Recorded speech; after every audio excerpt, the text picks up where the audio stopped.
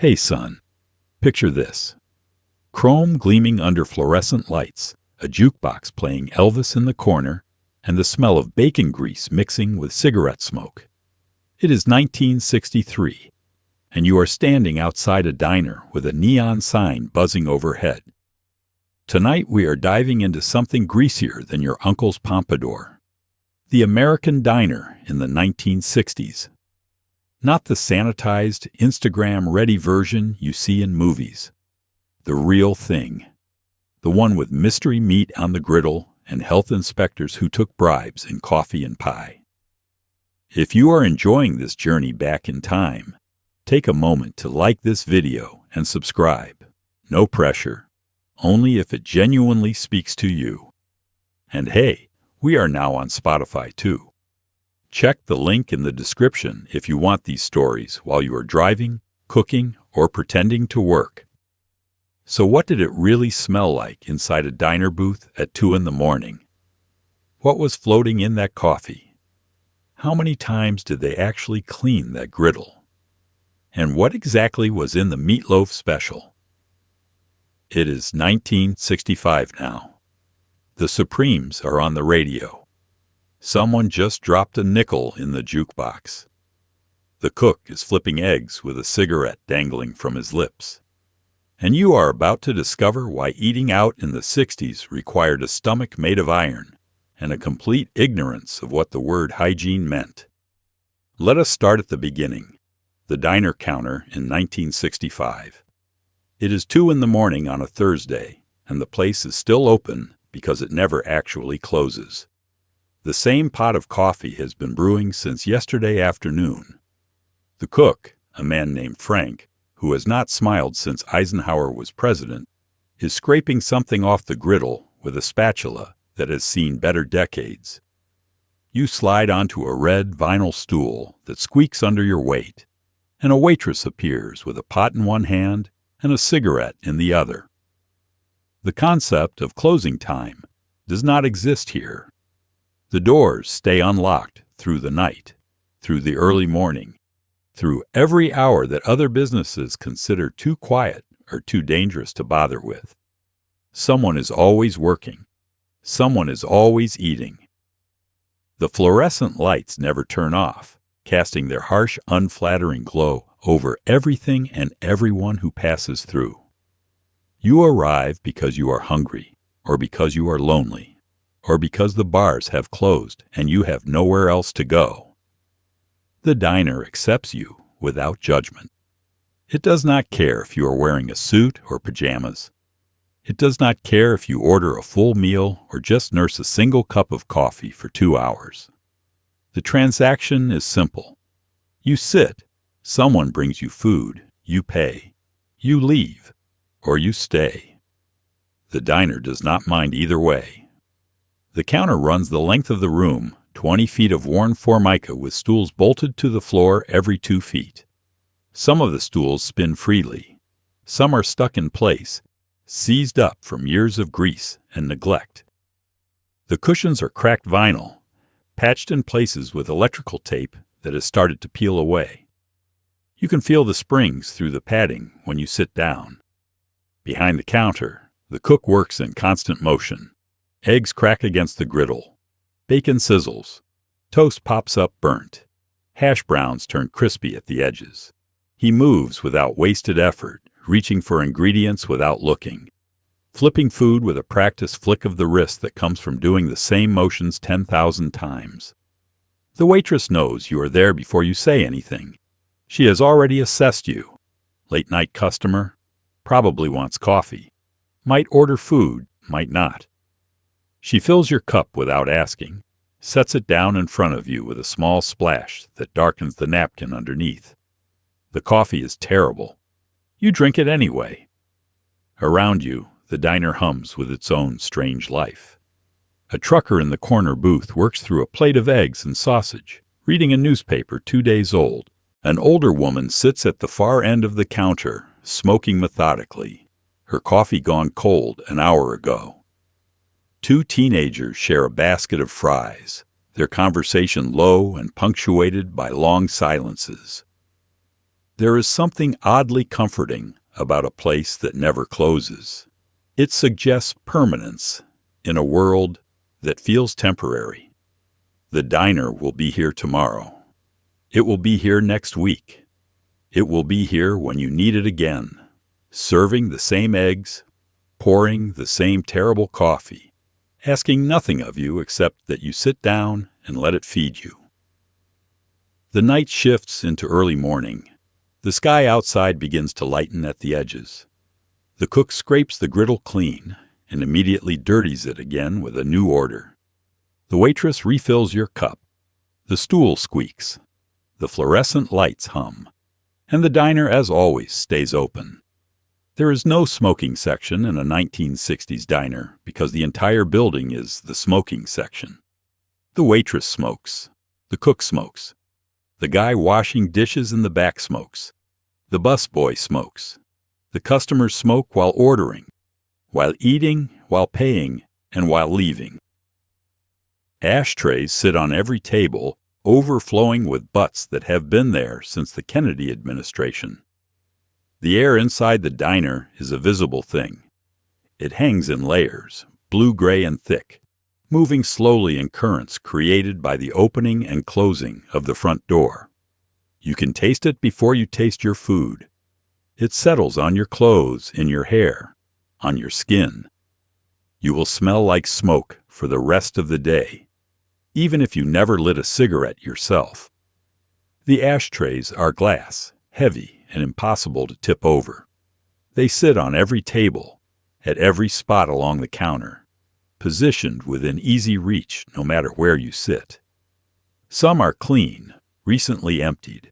Most are not.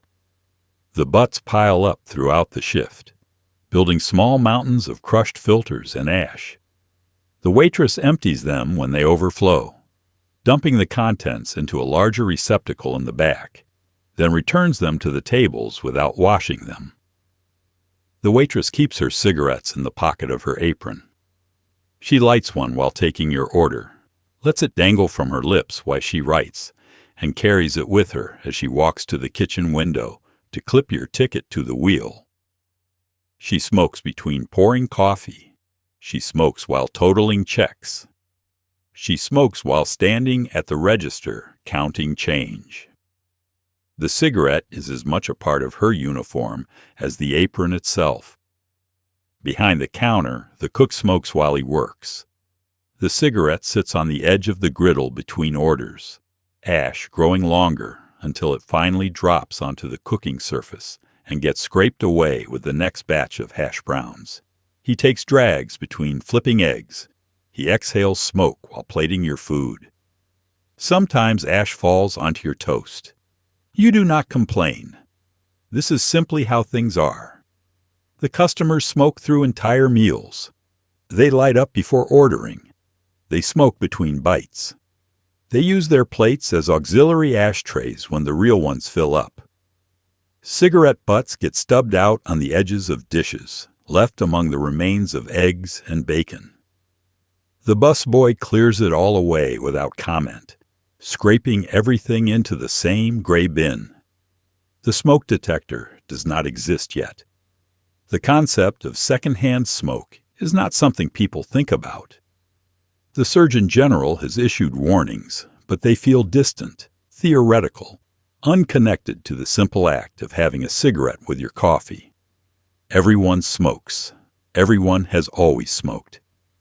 The idea that this might be dangerous, that it might be killing you slowly, does not override the immediate pleasure of lighting up after a meal. Children sit in booths with their parents, breathing the same smoky air, their eyes watering slightly, but never complaining because this is normal. Babies sleep in carriers on tabletops, inches from ashtrays. Pregnant women smoke while eating breakfast. It is 1965, and the connection between these things and harm has not yet been made in any way that changes behavior. You finish your meal and light a cigarette of your own. The waitress has already left you matches, tucked under the edge of your plate without being asked.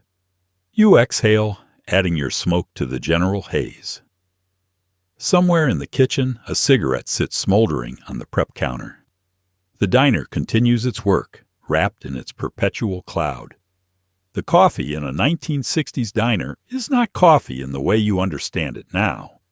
It is a substance, a dark, bitter liquid that has been sitting on a burner for anywhere between 4 and 12 hours, growing stronger and more hostile with each passing minute. The waitress pours it without asking if you want any, because everyone wants coffee, and everyone needs coffee, and frankly, you do not have a choice. The pot sits on a burner that never turns off.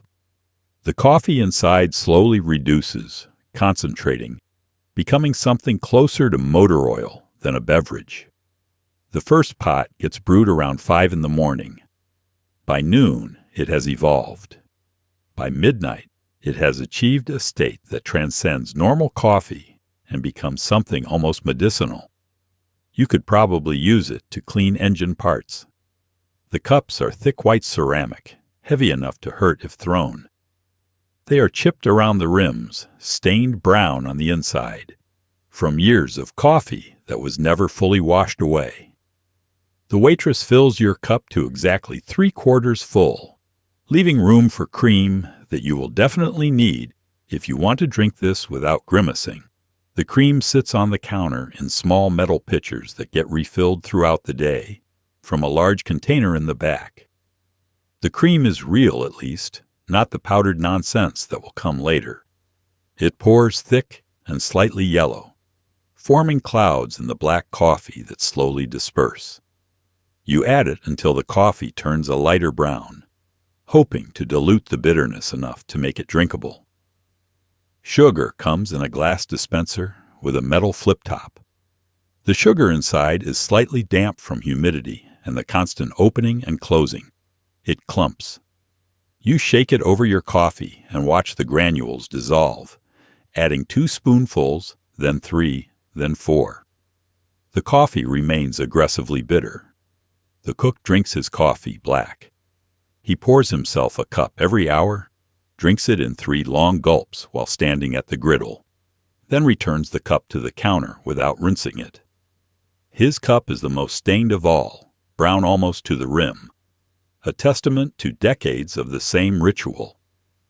He claims the coffee helps him stay alert through the long shifts. You suspect it is slowly calcifying his internal organs.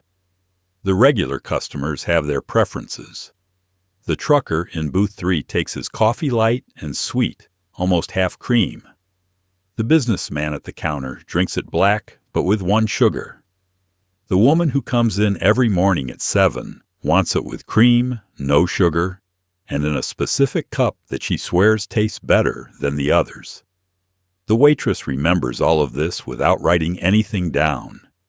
You take a sip and immediately regret it. The coffee is hot enough to burn your tongue.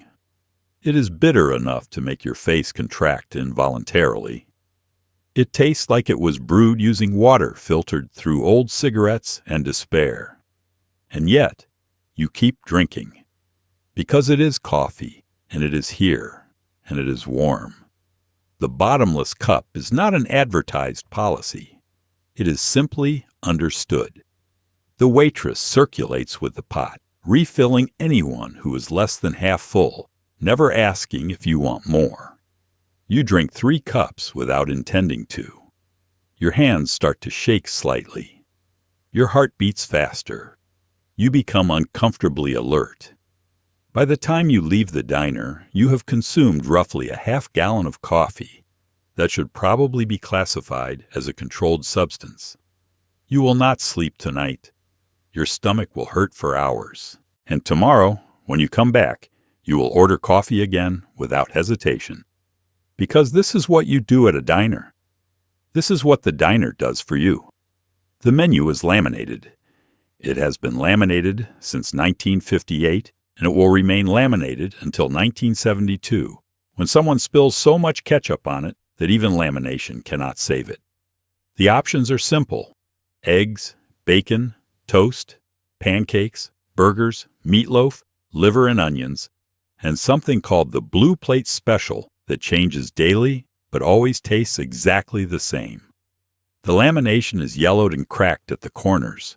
The edges are peeling, revealing layers of cardboard and glue underneath. The text is printed in a font that suggests permanence, authority, and a complete lack of creativity. Breakfast items on one side, lunch and dinner on the other. Prices that seem impossibly low, but were probably reasonable in the Eisenhower years. 2 eggs any style, 45 cents. The eggs come with toast and your choice of bacon, sausage, or ham. The toast is white unless you specify wheat. The bacon is always slightly burnt. The sausage comes in links that have a texture suspiciously similar to the material used in erasers. The ham is a pink disc that may or may not have come from an actual pig. Pancakes, 50 cents for a stack of 3. They arrive the size of dinner plates, pale and slightly rubbery, with butter already melting into small pools on the surface. Syrup comes in a glass dispenser that is perpetually sticky. The syrup itself is not maple. It is corn syrup with artificial flavoring and enough sugar to make your teeth hurt. The burgers are listed under luncheon favorites, a phrase that nobody has used in conversation since the Truman administration. Hamburger, 65 cents. Cheeseburger, 75 cents. Deluxe burger with lettuce, tomato, and onion, 85 cents. All burgers come with French fries that are hand-cut, which sounds impressive until you realize it just means someone in the back spent 20 minutes cutting potatoes with a knife that desperately needs sharpening. The Blue Plate Special is written on a chalkboard above the counter because it allegedly changes daily. Monday is meatloaf. Tuesday is fried chicken. Wednesday is pork chops.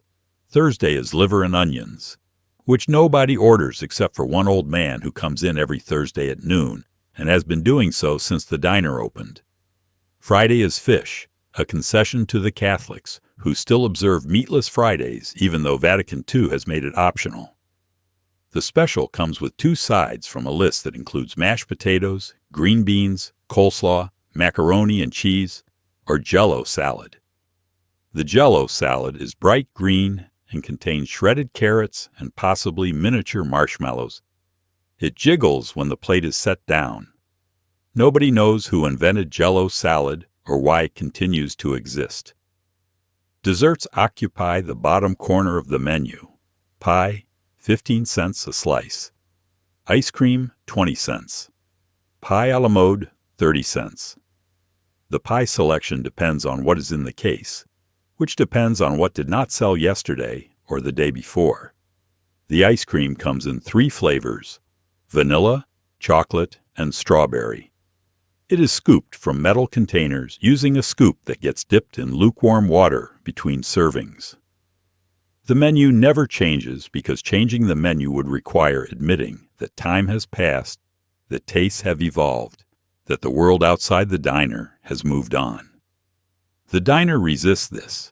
It serves the same food it has always served, prepared the same way, at prices that increase only grudgingly every few years. You order eggs over easy, bacon, and wheat toast. The waitress writes it down, even though she has memorized every item and every combination. The ticket goes to the kitchen. The cook glances at it and begins cracking eggs.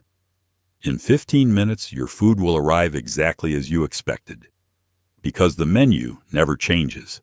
And in a world that feels increasingly chaotic and uncertain, there is something oddly reassuring about a place that refuses to evolve.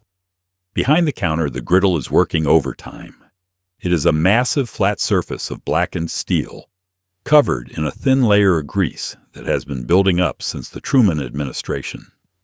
The cook scrapes it between orders, pushing the burnt bits and mystery fragments to the sides, but he never actually cleans it.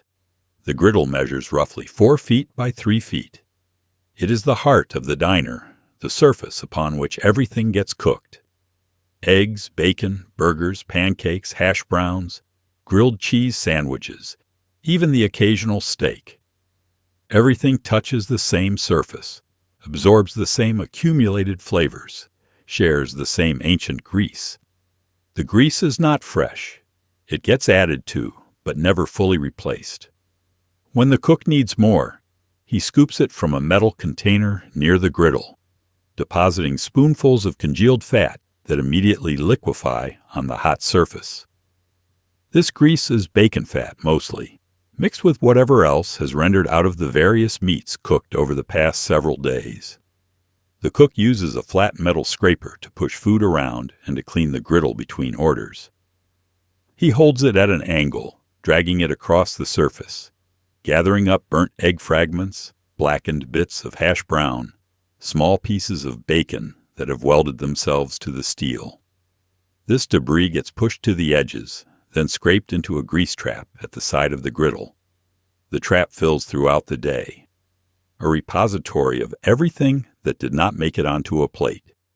Seasoning is what the cook calls it. The griddle is seasoned like a cast iron pan, developing layers of polymerized oil that create a non-stick surface. This is partially true. The seasoning does help eggs slide across the surface without sticking. It also means that your breakfast is being cooked on a surface that contains trace elements of every meal prepared in the last several years. Between the breakfast rush and the lunch rush, the cook performs what he considers a deep clean. He scrapes the entire surface thoroughly. He pours water onto the hot griddle, creating huge clouds of steam that smell like burnt meat and old coffee. He scrapes again, pushing the loosened debris into the trap. Then he wipes the surface with a rag that he keeps tucked into his apron, a rag that is stiff with grease and has not been washed in living memory. The griddle is never cold. It stays hot from the moment the diner opens until the moment it closes, which is never, so the griddle is effectively always on. The temperature is controlled by knobs that have lost their markings. The cook adjusts by feel, knowing exactly which position produces the heat needed for eggs versus the heat needed for burgers. Health inspectors have opinions about the griddle. They write notes. They suggest that perhaps a more thorough cleaning regimen might be appropriate. The cook nods, agrees, and continues doing exactly what he has always done. Because the griddle works. It produces food that people eat without getting sick most of the time. And in the logic of the 1960s diner, that is sufficient. You watch your eggs cooking on the surface, surrounded by bacon, sharing space with hash browns that are achieving the perfect level of crispiness. The cook flips your eggs with a practiced motion, lets them sit for exactly 30 seconds, then slides them onto a plate using the same scraper he uses for cleaning. Your breakfast arrives hot, slightly greasy, and carrying the essence of every meal that has come before it. There is something almost ceremonial about this.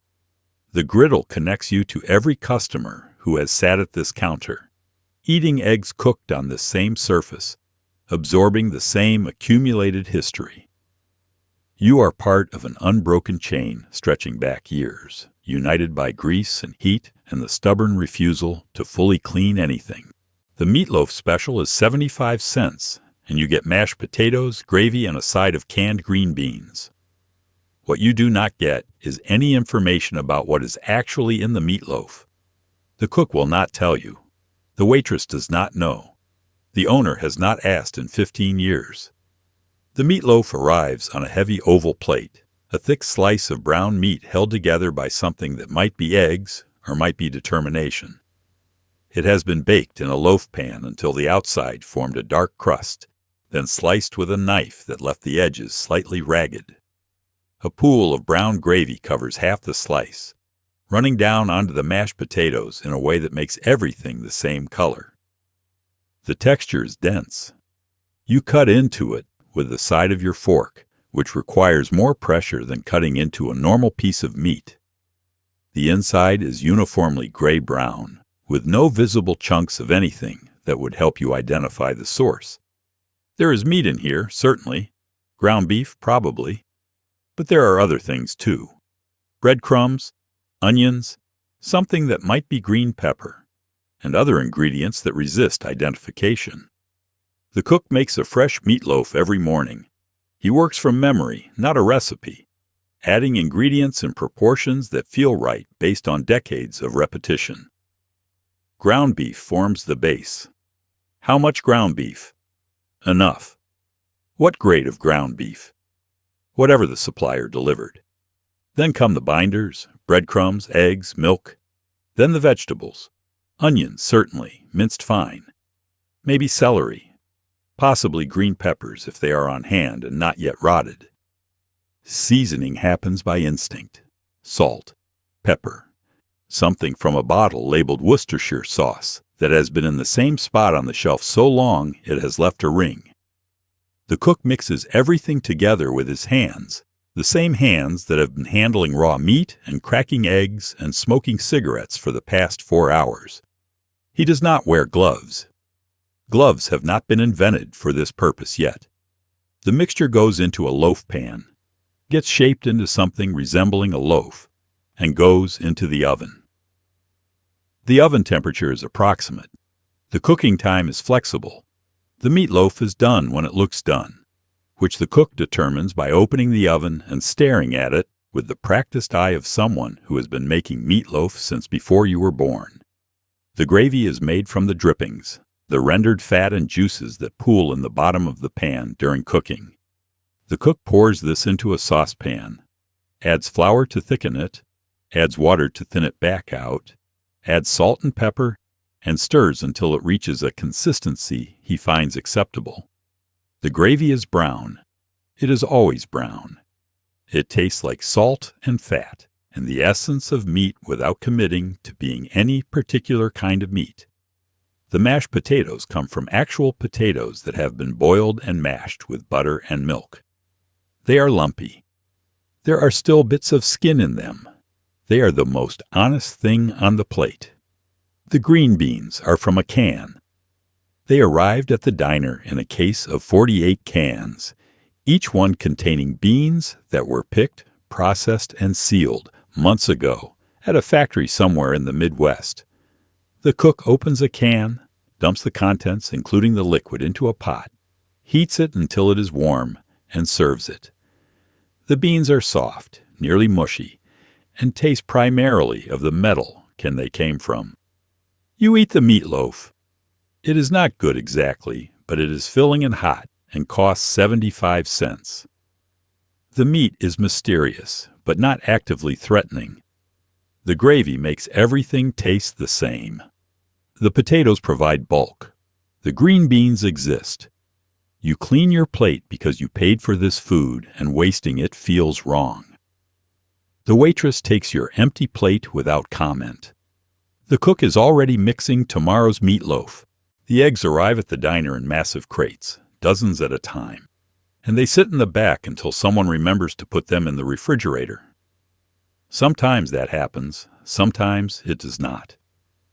The eggs get cracked directly onto the griddle, sunny side up, over easy, scrambled, or in an omelet that the cook folds with the same spatula he just used to scrape bacon grease into the trash. The delivery happens before dawn. A truck pulls up to the back door, and the driver unloads wooden crates stacked 2 or 3 high.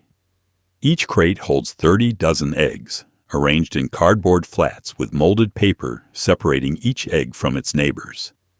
The eggs are white, mostly uniform in size, and come from chickens the cook has never seen and will never think about. The crates go into the walk-in refrigerator, theoretically. In practice, they often sit on the loading dock for an hour or 2 while the cook deals with the breakfast rush. Then they get moved to the storage area, which is cooler than the kitchen, but not actually refrigerated. Then, when the refrigerator has room, they make it inside. The journey from chicken to griddle involves more time at room temperature than any modern food safety expert would consider acceptable. The cook cracks eggs with one hand, a skill that took him years to develop. He picks up an egg, raps it sharply against the edge of the griddle, and opens it with his thumb, letting the contents drop onto the hot surface in one fluid motion. He can crack 2 eggs simultaneously, one in each hand, without getting shell in either. When he does get shell, he fishes it out with his finger. The eggs cook in bacon grease mostly. Sometimes butter if the cook is feeling fancy, or if a customer specifically requests it. The grease is already on the griddle, left over from the previous order, so the eggs sizzle immediately upon contact. The whites spread out, bubbling at the edges, turning crispy and brown in the places where they meet the hottest parts of the griddle. Over easy means the cook flips the egg after the white sets, lets it sit for exactly 10 seconds, and then slides it onto your plate. The yolk stays liquid, contained in a thin membrane that will break the moment you touch it with your fork. Over hard means the cook breaks the yolk deliberately, flattens it with his spatula, and cooks it until it is solid all the way through. Scrambled eggs are a different operation. The cook cracks several eggs into a metal bowl, adds a splash of milk, and beats them with a fork until they are yellow and frothy. Then he pours the mixture onto the griddle and begins pushing it around with his spatula, breaking it into smaller and smaller curds until it reaches a consistency that he considers done. Some customers like their scrambled eggs wet and soft. Others want them dry and firm. The cook tries to remember who wants what, but sometimes he guesses wrong. Omelets are the most complicated egg preparation. The cook cracks 3 eggs into a bowl, beats them, pours them onto the griddle in a circle, and waits for the edges to set. Then he adds fillings: cheese, ham, onions, peppers, mushrooms, whatever the customer ordered. He folds the omelet in half using his spatula, presses down gently to seal it, and lets it cook for another 30 seconds before sliding it onto a plate. Sometimes the omelet holds together perfectly. Sometimes it falls apart into something that looks more like scrambled eggs with stuff in it. Either way, it costs the same.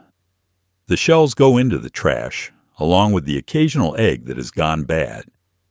The cook can tell a bad egg by smell the moment he cracks it. The sulfur stench is unmistakable. He tosses it immediately and washes his hands, or at least rinses them under cold water while cursing quietly. You receive your eggs cooked to order, hot, slightly greasy, and completely anonymous.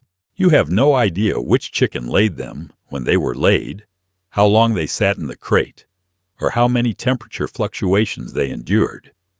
You know only that they are eggs, they are breakfast, and they cost 45 cents. Toast in a 1960s diner is a gamble.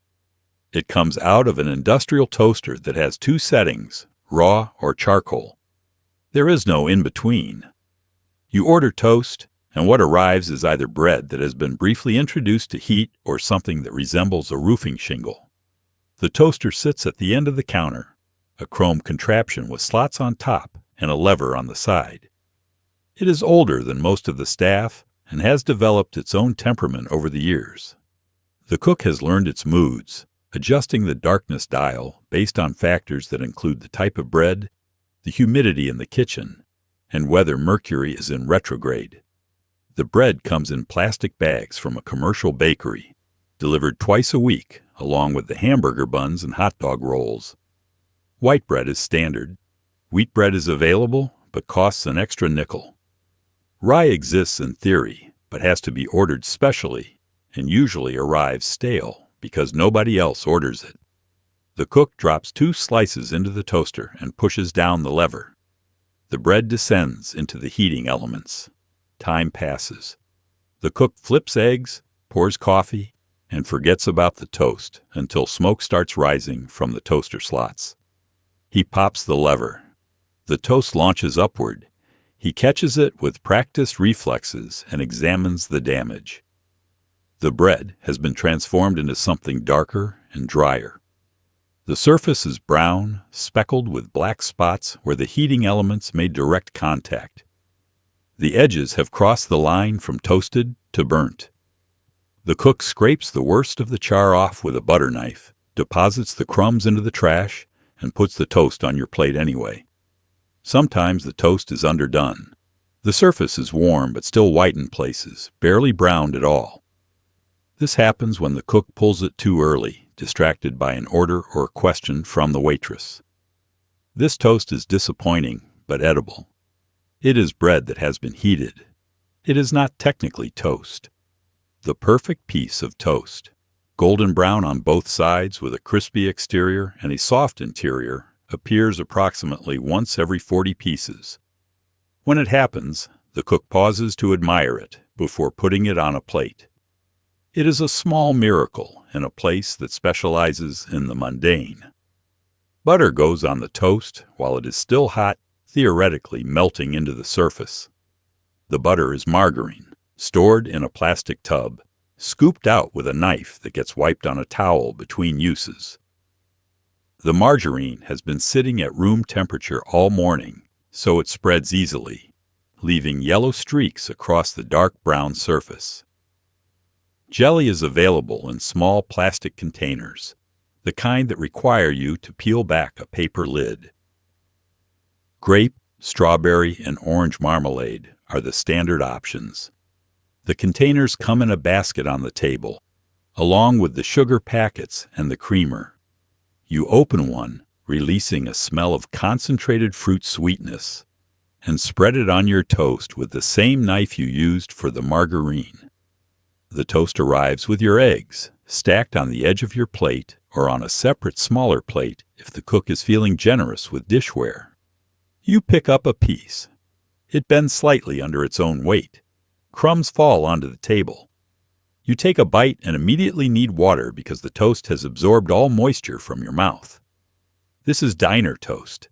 It is never perfect. It is always exactly what you expected.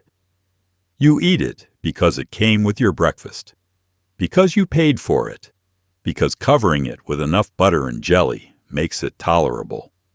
The cook has already dropped 2 more slices into the toaster. Someone else is about to receive their own interpretation of bread plus heat. The cycle continues.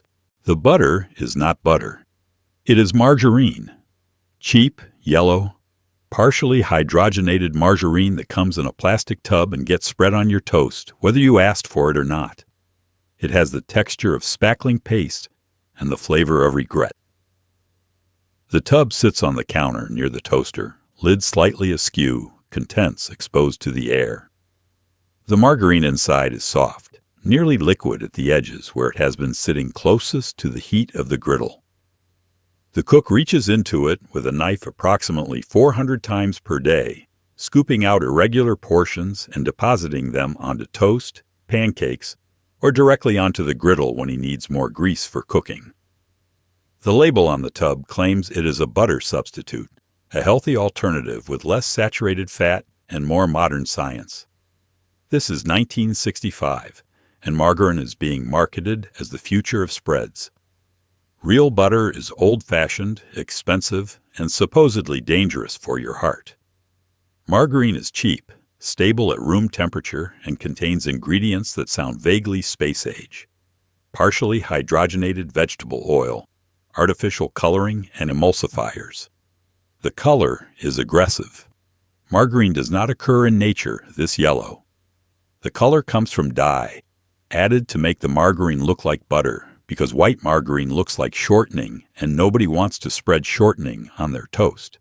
The yellow is too bright, too uniform, like something that belongs in a crayon box rather than on food. The texture is wrong. Butter melts. Margarine smears. When you spread margarine on hot toast, it does not quite melt into the surface. It sits on top, forming a glossy layer that has a slightly plastic quality. It does not soak in. It does not disappear. It remains visible, a yellow film that lets you know exactly how much you are eating. The taste is chemical. There is an attempt at butter flavor, a suggestion of cream and dairy, but underneath that is something else. An aftertaste that lingers, vaguely metallic, like licking a coin that has been sitting in vegetable oil. It is not actively unpleasant, but it is not food in any traditional sense. It is a product. The cook uses margarine for cooking as well. It goes onto the griddle along with the bacon grease and the oil. It melts immediately, spreading thin across the hot surface. He cracks eggs into it, flips pancakes in it, and convinces himself that it adds flavor. What it actually adds is a certain slickness, a quality that makes food slide across the griddle more easily and leaves a faint chemical residue that becomes part of the seasoning. The diner switched from butter to margarine 3 years ago, motivated entirely by cost. Butter was expensive and required refrigeration. Margarine was cheap and could sit on the counter indefinitely without going rancid. The customers complained for about a week, then stopped noticing. Or they kept noticing, but stopped complaining because what was the point? You spread margarine on your toast because it is already there, because the alternative is dry toast, and because complaining will not bring butter back. The margarine goes on thick, coating the surface, filling the holes left by the bread's texture. You take a bite. The margarine tastes like a chemistry experiment. You add jelly to cover it up. In a few decades, people will realize that partially hydrogenated oils contain trans fats, that trans fats are actually worse for your heart than the saturated fat in butter, and that this whole margarine experiment was a mistake. But that revelation is years away. Right now, in 1965, margarine is modern and scientific and healthy, and the diner has 15 tubs of it in the storage room, bought in bulk, waiting to be spread on toast. Her name is Dottie, or Marge, or Fran. She has been working this shift for 11 years. She knows every regular by name, by order, by how they take their coffee and which booth they prefer. She moves through the diner like a general commanding troops, balancing plates, refilling cups, and taking no nonsense from anyone. She arrives at 5 in the morning, before the sun comes up, before most people are even awake. She parks in the back lot, enters through the kitchen door, and ties on her apron without speaking to anyone. The apron is pale blue, with white piping, worn soft from hundreds of washings.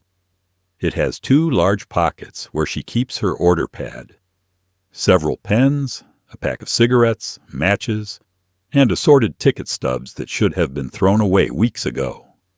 Her uniform is a matching blue dress, short-sleeved and practical, with a white collar that she has to bleach separately to keep it from turning gray. She wears comfortable shoes with thick rubber soles because she will walk approximately 10 miles today, all of it on hard linoleum. Her legs hurt by the end of every shift. She takes aspirin and does not complain. Her hair is set in a style that requires curlers, hairspray, and determination. It does not move when she walks. It does not move when she leans over to pour coffee. It is a helmet of hair, shellacked into submission, and it will stay exactly this way until she goes home and brushes it out tonight. She wears lipstick, bright pink, applied fresh at the start of her shift, and again after lunch. The lipstick leaves prints on the coffee cups she uses for herself. She knows everyone. The trucker in booth 3 is Harold. He drives a route from here to Denver and back twice a week. He always orders the same thing: steak and eggs, medium rare, hash browns extra crispy, wheat toast. He drinks his coffee light and sweet and tips exactly 15% calculated to the penny. She has his order written down before he finishes sliding into the booth. The businessman at the counter is Mr. Henderson.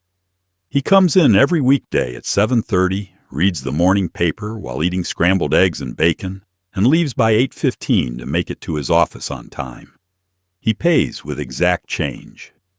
He does not speak unless spoken to. She respects this and leaves him alone. The old woman who sits at the far end of the counter is Edna. She has been coming here since before this waitress started working here. Edna orders 1 poached egg and dry toast. She eats slowly, making it last an hour. She is lonely. The waitress knows this and stops to chat whenever the breakfast rush allows, talking about the weather, about Edna's cat, about nothing important. She takes orders without writing them down most of the time, especially from the regulars. Her memory is trained. She can hold 6 orders in her head simultaneously remembering modifications and substitutions and how each customer wants their eggs. She clips the tickets to the wheel in the kitchen window, spinning it so the cook can grab them in sequence. She moves with efficiency. No wasted steps. She can carry 4 plates on one arm, balanced perfectly, delivered to the correct seats without asking who ordered what. She refills coffee while walking past, hardly breaking stride. She clears tables with one hand while taking an order with the other. She handles problems without fuss. When a customer complains about their eggs being overcooked, she takes the plate back to the kitchen, scrapes the eggs into the trash, and brings a new plate within 2 minutes. When someone cannot afford their meal, she marks it down as a mistake on the order slip and covers the difference from her own tips. When a drunk customer gets rowdy, she tells him to leave, and he leaves because everyone knows better than to argue with her. The tips go in her apron pocket throughout the shift, a mixture of coins and small bills. She counts them at the end of the day, splits them with the other waitress on duty, and takes home maybe $12 for 8 hours of work. It is not enough.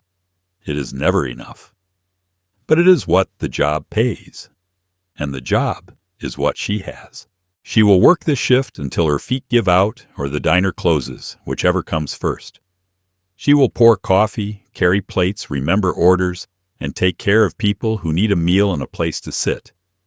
This is what she does. This is who she is. The vinyl booths are red or green, or sometimes a sad beige that was probably meant to be tan. They are cracked, patched with duct tape, and sticky in a way that defies explanation. You slide in carefully, trying not to make contact with any surface that might transfer mystery residue to your clothing. The booths line the walls and create a row down the center of the diner. Each booth seats 4 people comfortably, 6 if you are close friends, or do not mind touching strangers. The seats are padded, technically, though the padding has compressed over the years, into something more resembling cardboard. You can feel the plywood base underneath when you sit down. The vinyl is cracked, because vinyl always cracks eventually.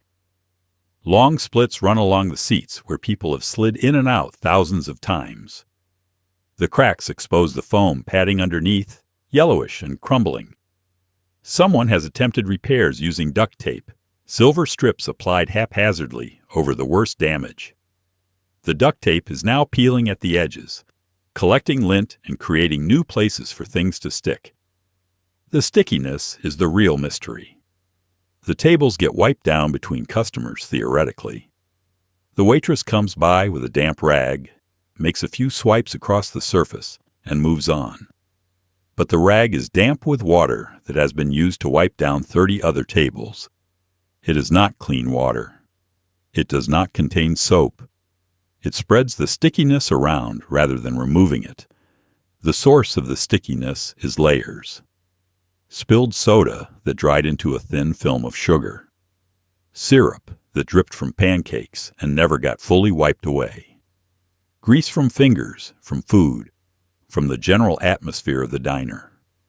All of it accumulating over time, building up a coating that has become part of the table itself.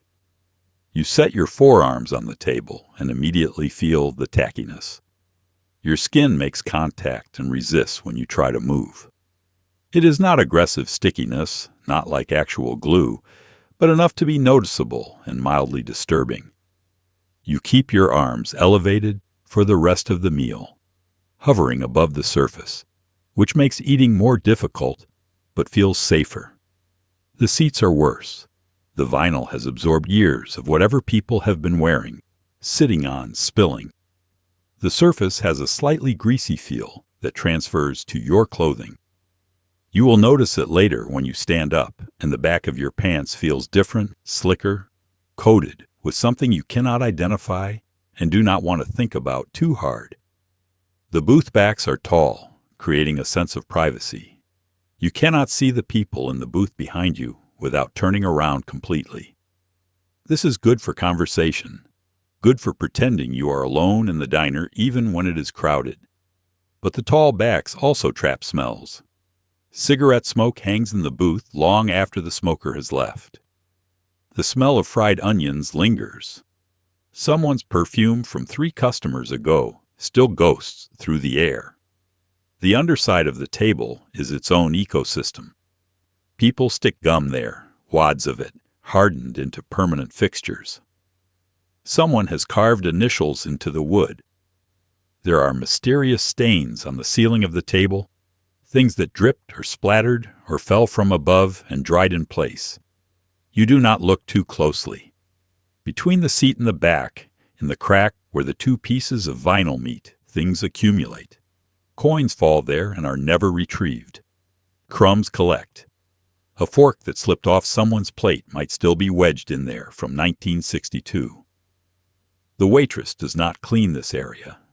Nobody cleans this area. It is an archaeological site documenting years of meals. The booths are uncomfortable and sticky and slightly disgusting, but they are also familiar. The same booths have been here for years. You sit in the same spot you sat in last time. The vinyl sticks to you the same way. There is something weirdly reassuring about this consistency. The booth is gross, but it is reliably gross. You know what you are getting. You finish your meal and slide out of the booth carefully, feeling the vinyl release your clothing with a faint tacky resistance. You check the back of your pants discreetly. You make a mental note to wash these clothes immediately when you get home, and you know that next time you come to the diner, you will sit in this same booth again. In the corner, the jukebox glows with colored lights and plays the same rotation of songs it has been playing since 1962. Elvis, the Everly Brothers, Patsy Cline, Bobby Darin. Maybe some Chuck Berry if someone feels rebellious. A nickel buys you 1 song.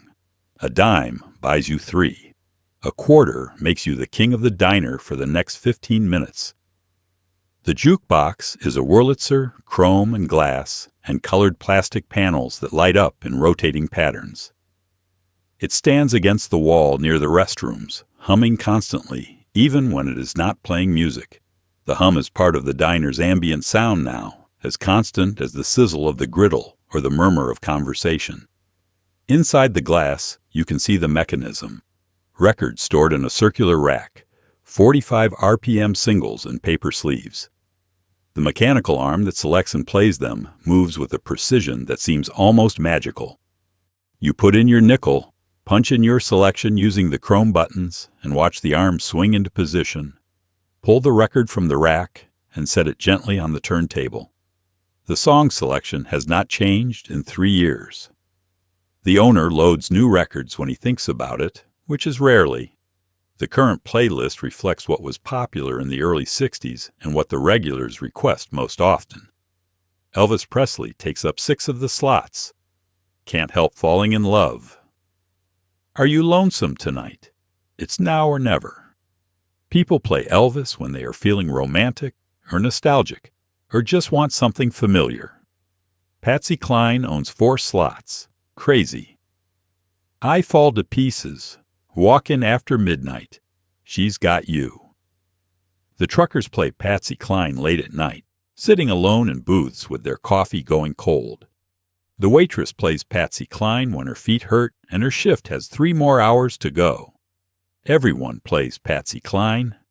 The Everly Brothers provide harmony. All I have to do is dream. Bye Bye Love. Wake up, little Susie. Their voices blend in a way that sounds like comfort, like simpler times, like the 50s, even though the 50s were not actually simpler for anyone who lived through them. Bobby Darin brings sophistication. Mac the Knife plays at least once per shift, usually selected by the businessman who comes in for breakfast and likes to feel cultured. Beyond the Sea gets played by people trying to impress dates. Dream Lover is for the teenagers who come in after school. Chuck Berry is for rebellion. Johnny B. Good. Roll Over Beethoven. The guitar riffs cut through the diner's usual atmosphere of resignation and routine. When Chuck Berry plays, The younger customers tap their feet. The older customers shake their heads. The cook turns up the griddle to drown it out.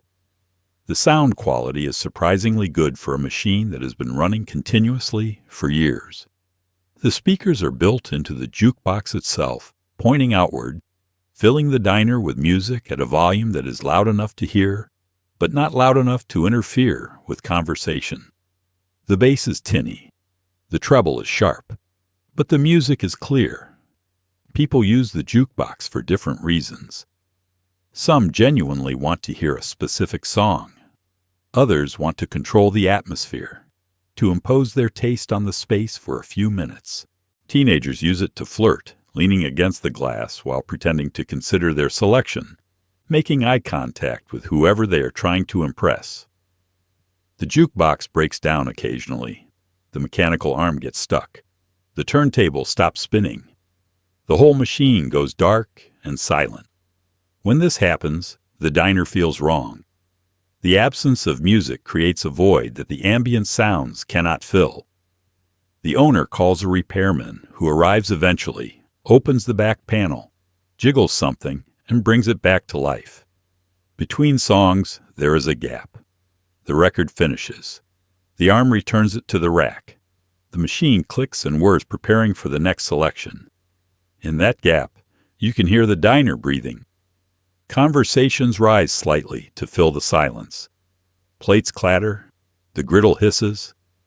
Then the next song starts, and the familiar soundtrack resumes. You finish your coffee and consider playing something. You have a nickel in your pocket. You know all the songs by heart because they are always the same songs. But there is comfort in that sameness. You walk to the jukebox, drop in your nickel, and punch in B7. Patsy Cline begins to sing about falling to pieces. The waitress glances over and nods slightly. This is exactly right. This is exactly what the moment needed.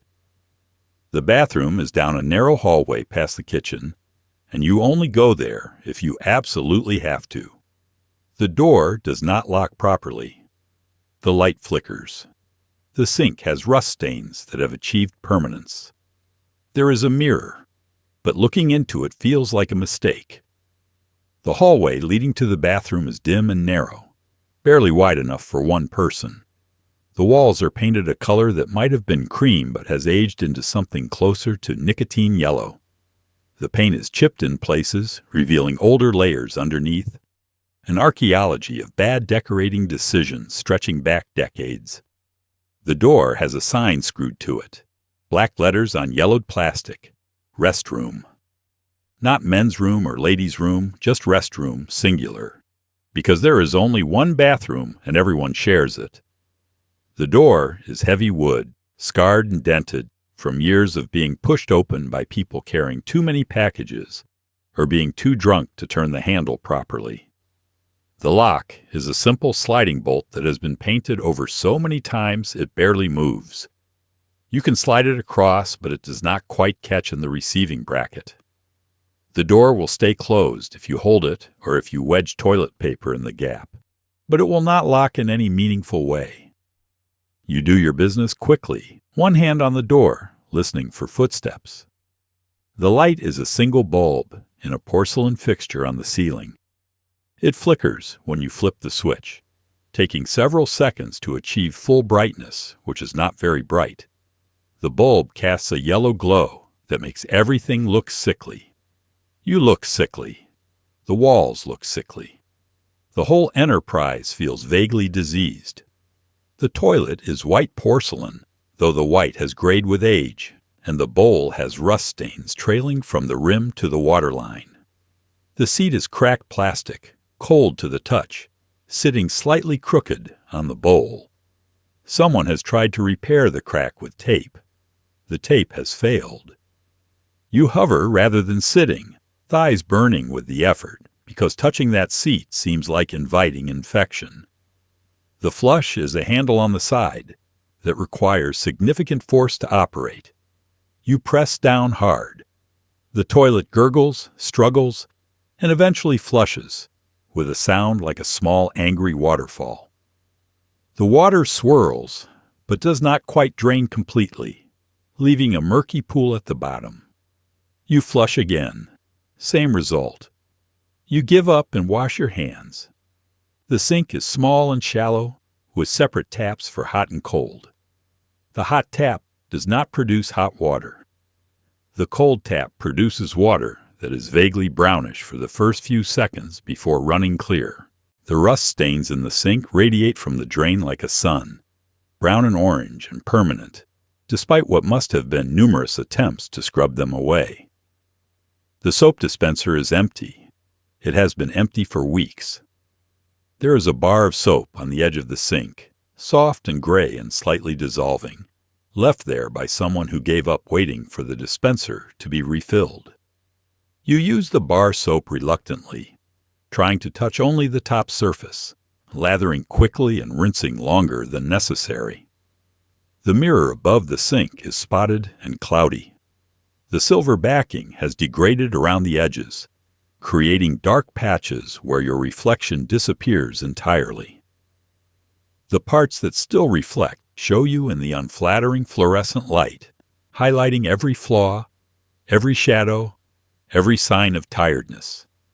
You look away quickly. Paper towels come from a metal dispenser mounted on the wall. You pull the lever. Nothing comes out. You pull again. A small damp corner of brown paper appears. You pull harder and a whole sheet finally dispenses, rough and non-absorbent, more like thin cardboard than anything designed to dry hands. You use 3 sheets and your hands are still damp. The floor is black and white tile, though the white tiles are now gray, and the grout between them is nearly black with accumulated dirt. The floor slopes slightly toward a drain in the corner that you do not want to think about. There are puddles of unknown origin. You step carefully, trying to touch as little floor as possible with your shoes. The smell is industrial cleaner, failing to cover older, worse smells. Bleach and ammonia and something organic underneath. The ventilation is a small exhaust fan in the wall that rattles constantly, but does not seem to move much air. The bathroom smells like every public bathroom from this era, a universal scent of institutional neglect. You finish and leave as quickly as possible, not quite running, but moving with purpose. The door swings shut behind you. You return to your booth and your coffee and try to forget what you just experienced. But you know the bathroom is there, waiting. For the next time you cannot avoid it.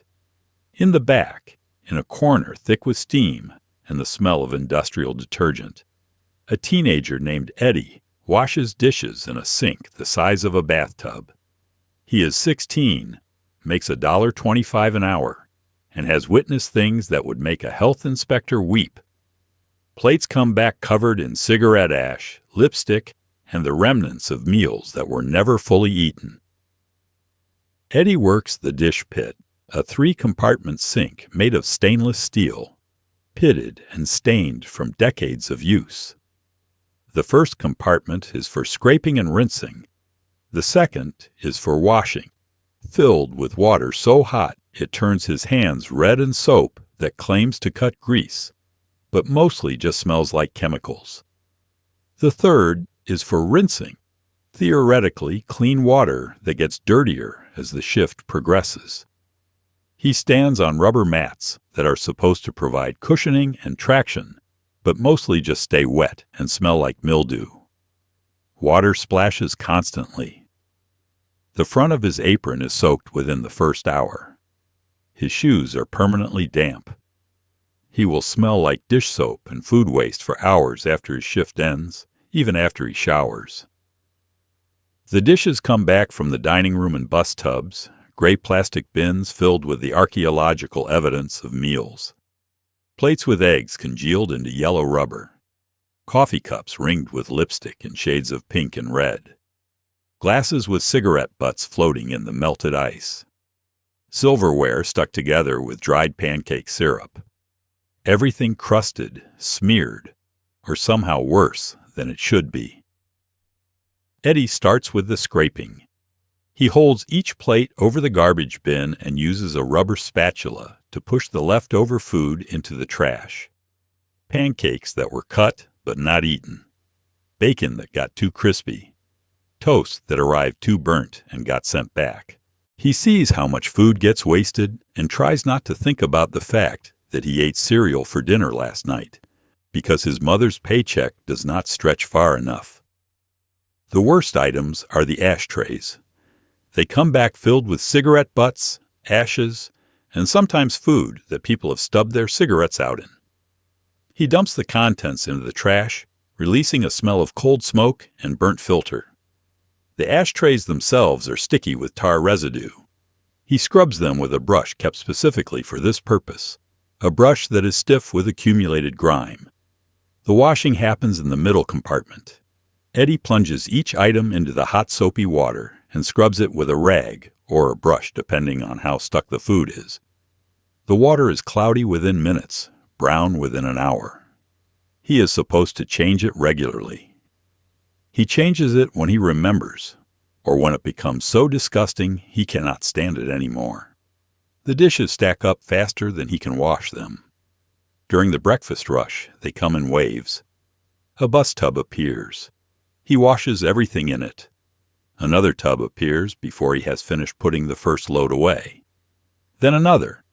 He develops a rhythm, hands moving automatically, barely looking at what he is cleaning. He learns things working the dish pit. He learns which waitress scrapes the plates before bringing them back, and which one just dumps everything into the tub without caring. He learns which customers order food they will not finish. He learns that people treat dishes differently when they know someone else will be washing them. He sees the cook's mistakes, the burnt pancakes that got hidden under fresh ones, the eggs that cracked wrong and got thrown away, the bacon that fell on the floor and got tossed in the trash instead of served, which Eddie appreciates because it means the cook has some standards, however minimal. He sees evidence of lives he will never know. The couple who shared one meal and 2 forks. The kid who arranged his scrambled eggs into a smiley face before eating them. The old man who cuts everything into tiny pieces and eats maybe a quarter of what he orders. Each plate tells a small story. Eddie rinses them all and sends them back into circulation. The sanitizing happens in the third compartment, where the dishes get a final rinse before air drying on metal racks. The water in this compartment is supposed to be hot enough to kill bacteria. Eddie has no way to measure the temperature. He assumes it is fine. Everything is always fine until it is not. Between rushes, Eddie sneaks food. A piece of bacon from a plate that came back barely touched. A pancake that the cook made extra and set aside. Toast that is only slightly burnt. He eats standing up, one eye on the door in case the owner walks through. The owner does not like the staff eating food that could theoretically be sold, even though it is food that is literally about to go in the trash. Eddie will work here for 2 more years, washing dishes after school and on weekends, saving money for a car he will buy in 1967. Then he will quit and get a job at a gas station that pays better and does not leave his hands perpetually raw from hot water and harsh soap. But for now, he is the dishwasher. He sees everything. He says nothing. He keeps the plates moving.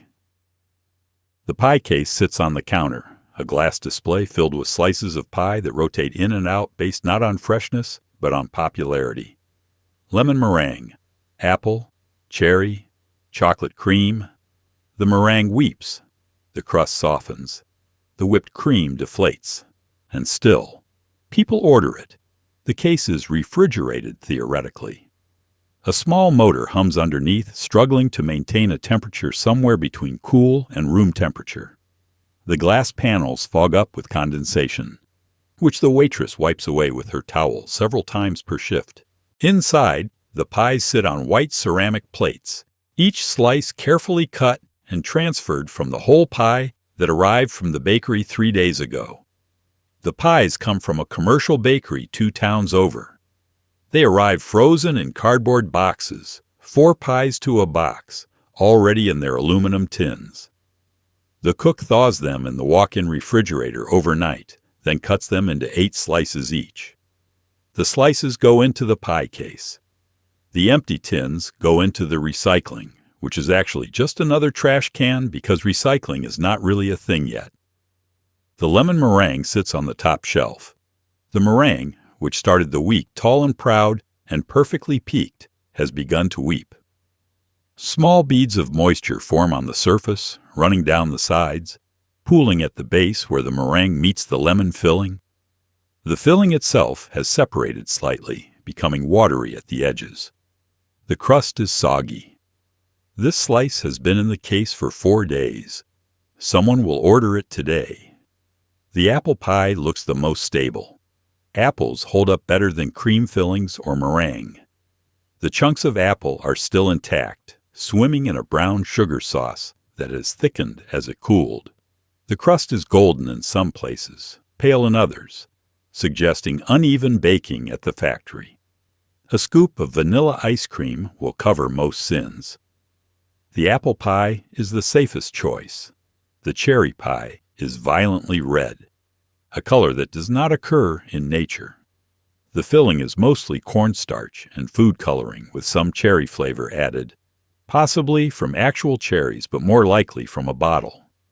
The color has bled into the crust, turning it pink at the edges. The filling jiggles when the case door opens, moving in a way that seems wrong for fruit. The chocolate cream pie has a whipped cream topping that has deflated significantly since Monday. What started as fluffy peaks has collapsed into a flat layer, still sweet but lacking structure. The chocolate filling underneath is pudding-based, thick and dark, dusted with cocoa powder that has absorbed moisture from the air and clumped together in small dark spots. The waitress serves pie by opening the back of the case, sliding out the appropriate slice, and transferring it to a clean plate if the customer is eating in the diner, or leaving it on the same plate if they are taking it to go. She uses the same knife to cut the pie that she uses to spread butter, wiped clean on her apron between uses. People order pie for different reasons. Some genuinely want dessert. Others order it because it is cheaper than a full meal and comes with free coffee refills if you sit at the counter and look pitiful enough. The elderly woman who comes in every afternoon orders 1 slice of apple pie and makes it last an hour, cutting small pieces with her fork, chewing slowly, spacing out each bite to extend her time in the diner as long as possible. The pie is not good exactly. It is factory-made, over-sweet, and has been sitting out longer than any pie should sit. But it is pie. It costs 20 cents a slice, 35 cents with ice cream. It arrives on a plate with a fork. It provides a moment of sweetness in a world that often lacks it. Sometimes pie comes back uneaten. The customer takes 1 bite, realizes their mistake, and abandons it. The waitress clears the plate and scrapes the pie into the trash. The slice gets replaced in the case with a fresh one from the walk-in, and the inventory adjusts. The case must always look full, even if some of the fullness is achieved through strategic arrangement. The case gets cleaned once a week, on Sunday nights after the dinner rush when business slows down. The remaining slices get evaluated. Anything too far gone gets tossed. Anything salvageable gets kept for Monday. The glass gets washed. The shelves get wiped. The motor gets a rest. Then Monday morning, new pies arrive, and the cycle begins again. You order a slice of apple pie, the safe choice. It arrives with a scoop of ice cream melting slowly on top. The first bite is sweet and soft, the apples tender, the crust acceptably flaky despite its time in the case. It is not the best pie you have ever eaten. It is not even particularly good pie. But it is here, it is cheap, and it is exactly what you expected. You eat the whole slice. The milkshakes are made with ice cream that comes from a machine behind the counter. The machine hums constantly, struggling to keep the ice cream at a temperature that could be described as frozen. Sometimes it succeeds. Sometimes you get a milkshake with the consistency of soup. The machine is a large metal box with chrome panels and a motor that sounds like it is perpetually on the verge of giving up. Inside are two cylinders, one for vanilla and one for chocolate. Strawberry does not get its own cylinder. Strawberry is vanilla with strawberry syrup added, a fact that disappoints children and surprises no one else. The ice cream inside the cylinders is soft serve, before soft serve becomes a recognized category. It is ice cream mix, a liquid containing cream, sugar, and stabilizers that gets pumped into the machine and frozen while being churned. The result is supposed to be smooth, creamy, and frozen to a specific temperature. The result is usually soft, slightly melted, and somewhere between ice cream and pudding. The cook makes the milkshakes. He takes a metal cup, pulls the lever on the machine to dispense ice cream into the cup, adds milk, adds flavoring, and places the whole assembly onto a mixer that spins at high speed. The mixer is loud, drowning out conversation for the 20 seconds it takes to blend everything together. The result is a milkshake, thick if the machine is working properly, thin if it is not. The flavoring comes from bottles with pump tops. Chocolate syrup, dark and viscous. Strawberry syrup, bright red and artificially sweet. Vanilla is just vanilla ice cream with extra vanilla extract added, which seems redundant, but apparently enhances the vanilla flavor enough that people can tell the difference. The milkshakes get poured into tall glasses, the kind with a heavy base and a slight taper at the top. The glass gets filled 3/4 full, leaving room for whipped cream. The whipped cream comes from a can, pressurized and sweet, dispensed in a swirl on top of the shake. A cherry goes on top of the whipped cream, bright red and artificial, speared with a paper umbrella if the waitress is feeling festive. The temperature of the milkshake depends entirely on the temperature of the ice cream, which depends entirely on whether the machine is functioning properly. When the machine works, the shake is thick enough to require vigorous suction through the straw. When the machine is struggling, the shake is barely thicker than chocolate milk. The machine breaks down regularly. The motor overheats. The freezing mechanism fails. The ice cream mix runs out and no one notices until someone orders a shake. When the machine is broken, the cook apologizes and offers regular ice cream instead, scooped from the backup containers in the freezer, which is not the same thing at all. The straws are paper, thick and white with red stripes spiraling around them. They get soggy after about 10 minutes, starting to disintegrate where they make contact with the liquid. You have to drink your milkshake before your straw fails, which creates a sense of urgency that probably should not be part of the milkshake experience. People order milkshakes for different reasons. Kids order them because milkshakes are treats, special occasion foods that taste like happiness and sugar. Teenagers order them on dates, sharing one shake with 2 straws in a display of romance that seems important when you are 16.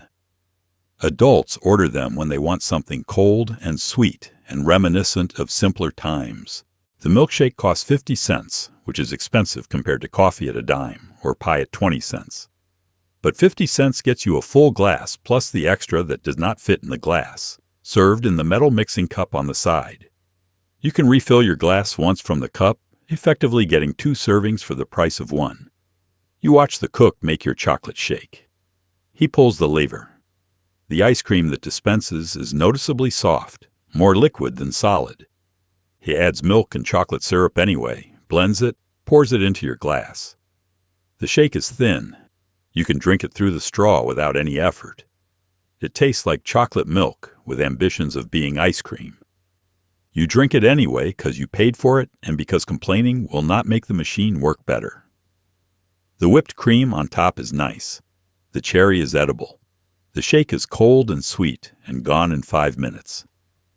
The waitress takes your empty glass and asks if you want anything else. You do not. You have learned your lesson about ordering milkshakes at a diner in 1965. Behind the diner, out back near the dumpsters, sits the grease trap. It is a metal container roughly the size of a washing machine, filled with used cooking oil, bacon fat, and whatever else gets poured down the drains after a long shift. It smells like death marinated in yesterday's French fries. The grease trap is necessary infrastructure, part of the plumbing system designed to catch fats and oils before they enter the main sewer line and solidify into blockages. Water and food particles flow through. Grease stays behind, floating on the surface, accumulating in layers that represent weeks of cooking.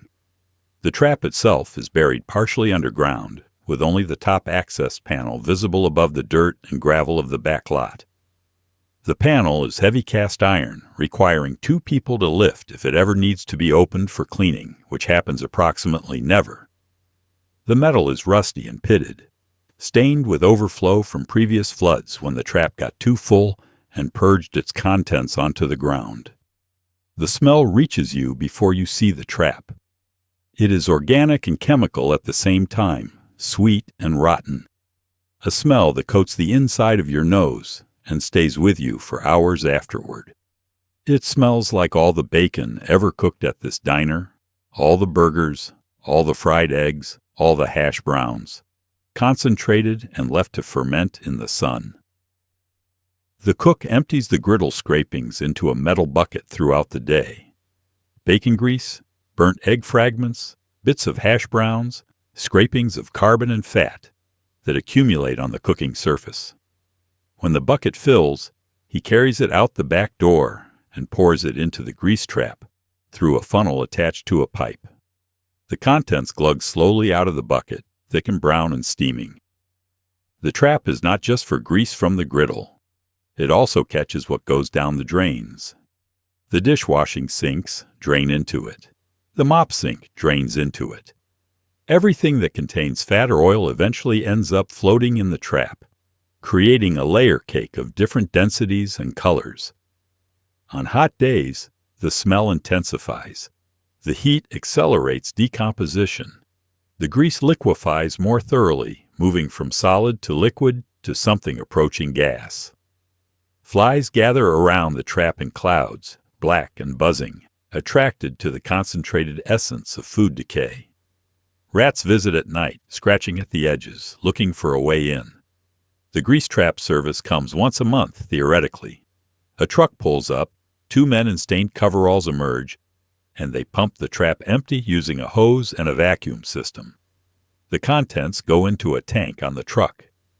The trap gets a brief respite, empty and clean, for approximately 6 hours before it starts filling again.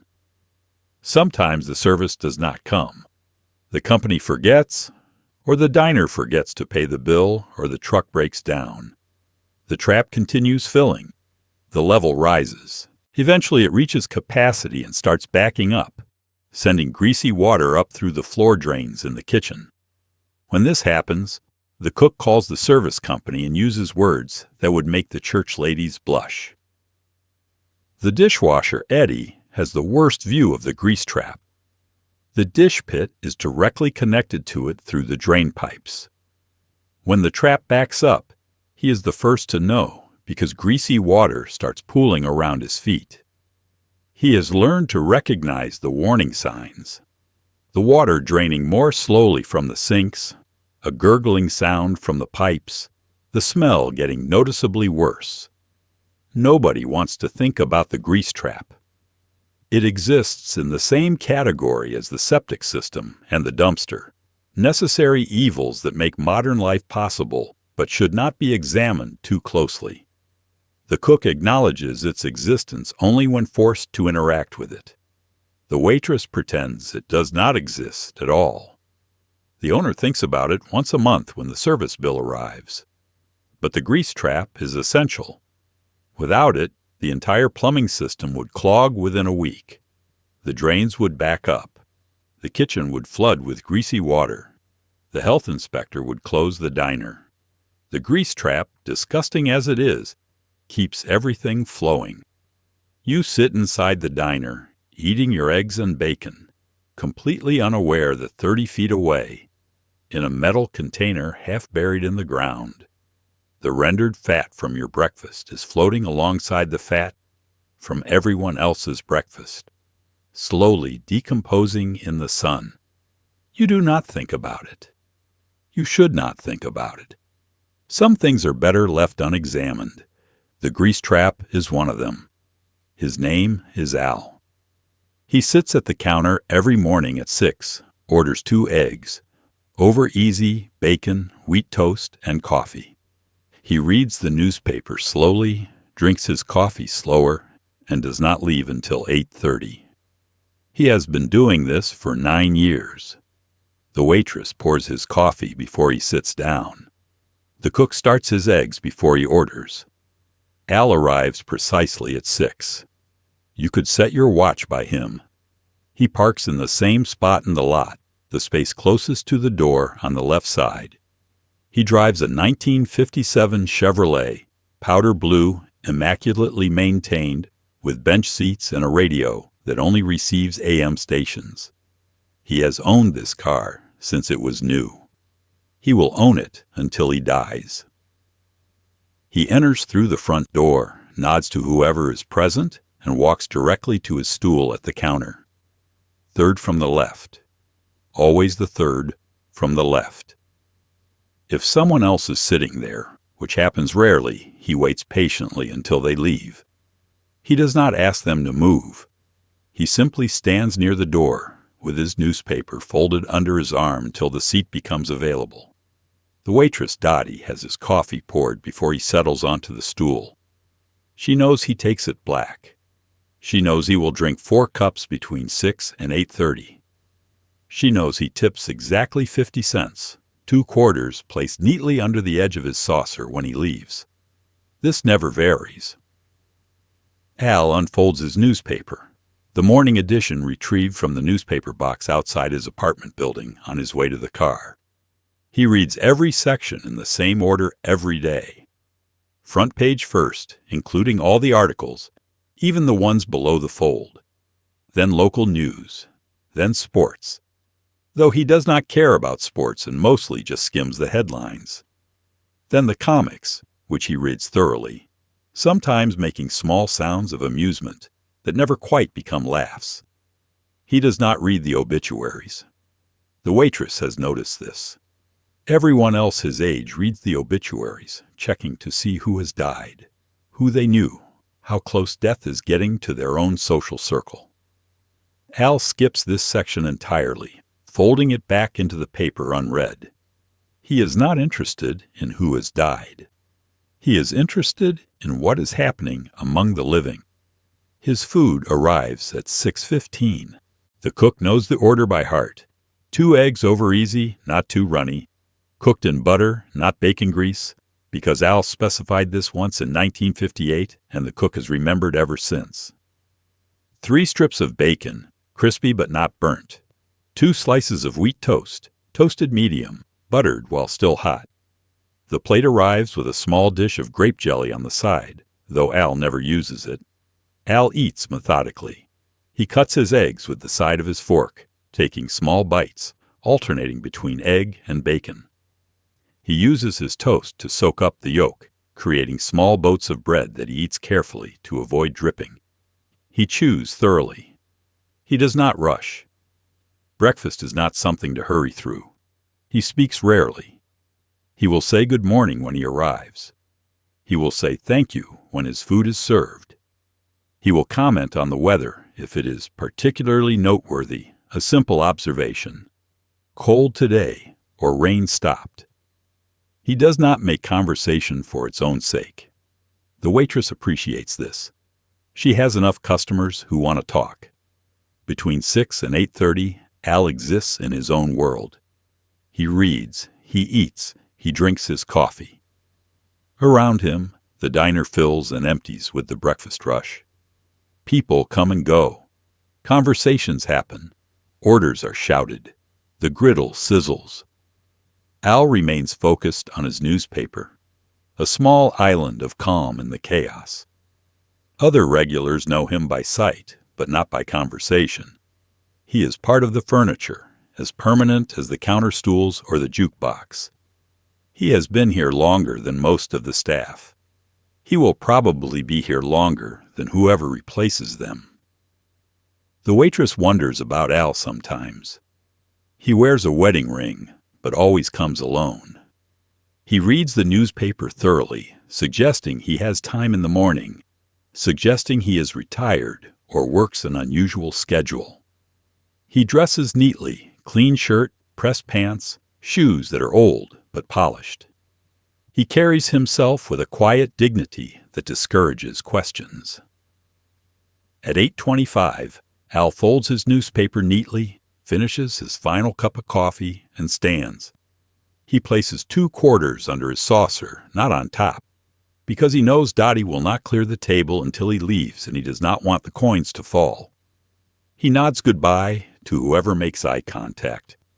He walks to the door. He drives away in his powder blue Chevrolet. The waitress clears his spot, pockets the quarters, wipes down the counter. Tomorrow at 6, Al will return. He will sit in the same spot, order the same food, read the same newspaper in the same order. This will continue for years, an unbroken ritual, until one morning Al does not arrive. The waitress will notice immediately. The cook will crack eggs and wonder. The stool will sit empty. But that morning is not today. Today, Al showed up, and tomorrow he will show up again. After midnight, the diner changes. The dinner rush has ended. The families are gone. Now it is truckers, third-shift workers, insomniacs, and people who have nowhere else to be. They sit alone in booths, nursing coffee, picking at pie, smoking through entire packs of cigarettes while the jukebox plays softly in the background. The lighting feels different after midnight. The fluorescent tubes seem dimmer somehow. Or maybe it is just the contrast with the darkness outside. The windows become mirrors reflecting the interior back at itself. The diner floats in its own bubble of light, disconnected from the sleeping world around it. The night waitress is named Irene. She is older than the day waitress, harder, with a face that suggests she has seen things that would break younger women. She moves more slowly than Dottie, conserving energy for the long shift that stretches from 11 at night until 7 in the morning. She pours coffee with the same efficiency, but less conversation. The night shift does not require much talking. The truckers come in singly, parking their rigs in the lot outside, engines idling to keep the sleeper cabs warm. They enter wearing work jackets and boots, smelling of diesel fuel and road dust. They sit at the counter, order coffee and whatever passes for dinner at 2 in the morning. They eat silently, reading paperback westerns, or just staring at nothing, their minds still on the highway. The factory workers arrive in clusters around 12:30 during their lunch break from the third shift. They work at the textile mill 4 blocks away, operating machines that never stop, producing fabric for companies whose names they do not know. They have 30 minutes to eat. They order quickly, eat faster, and leave a collective tip in a pile of coins at the center of the table. The insomniacs are easy to identify. They arrive alone, order only coffee, and stay for hours. They sit in the corner booths with books they are not really reading or newspapers they have already finished. They are here because being alone in the diner is better than being alone at home. The diner provides other people, ambient noise, a reason to be awake when the rest of the world is sleeping. The sad drunk comes in around 2, having been asked to leave the bar down the street when last call came and went. He is not falling down drunk, just loose and melancholic, wanting coffee to sober up enough to drive home. Irene serves him, watches him carefully, and will not let him leave until she is satisfied he will not kill himself or anyone else on the road. A couple sits in a booth, not eating, just talking in low, urgent voices. They are having the kind of conversation that cannot happen at home, that requires neutral ground and bad coffee, and the freedom to speak without worrying about who might overhear. They lean across the table toward each other, hands clasped, working through something that looks painful. The cook working the night shift is not Frank. Frank works days. The night cook is younger, less experienced, more prone to errors. He burns toast more frequently. His eggs are less consistent. But he shows up and he keeps the griddle running, which is all that is required. The cops come in around 3, 2 patrol officers taking their break. They get coffee for free, an arrangement the owner made years ago based on the theory that having cops around discourages trouble. The cops sit at the counter, radio squawking occasionally, discussing their shift in language that is half police jargon and half exhaustion. The prostitute comes in at 4, wearing too much makeup and a coat that does not quite hide her working clothes. She orders scrambled eggs and toast, eats methodically, counts her money under the table to see if she has made enough for the night. Irene serves her without judgment. What people do for money is their business. The old man who cannot sleep comes in at 5. He is 80-something, widowed, living alone in an apartment that feels too quiet. He orders oatmeal, which the cook makes reluctantly from the instant packets kept for exactly this purpose. The old man eats slowly, making the meal last, because after this he has to go home and face another day. The atmosphere after midnight is different from the day shift. Quieter, more honest somehow. People in the diner at 3 in the morning are not pretending to be anything other than what they are. Tired, lonely, working, struggling, human. The diner accepts them all without question. The jukebox plays the same songs, but they sound different at night. Patsy Cline singing about falling to pieces feels more true at 2 in the morning. Elvis crooning about loneliness resonates differently when you are sitting alone in a booth at 4 a.m. The music provides a soundtrack for lives that are happening on the edges of normal hours. You sit in your booth with your coffee going cold, watching the parade of late-night humanity cycle through the diner. Each person carrying their own story, their own reasons for being awake, their own particular loneliness. And you are part of it too. One more person who could not sleep, who needed somewhere to go, who found refuge in a diner that never closes. Frank has worked the morning shift for 12 years. He arrives at 4 in the morning, unlocks the back door, fires up the griddle, and starts cracking eggs. He speaks maybe 10 words per shift, all of them to confirm orders. The waitresses have learned to read his grunts. Frank parks in the alley behind the diner, driving a truck so old it predates his employment. He enters through the back door, which he unlocks with a key that has been in his possession since 1953. He does not turn on the dining room lights.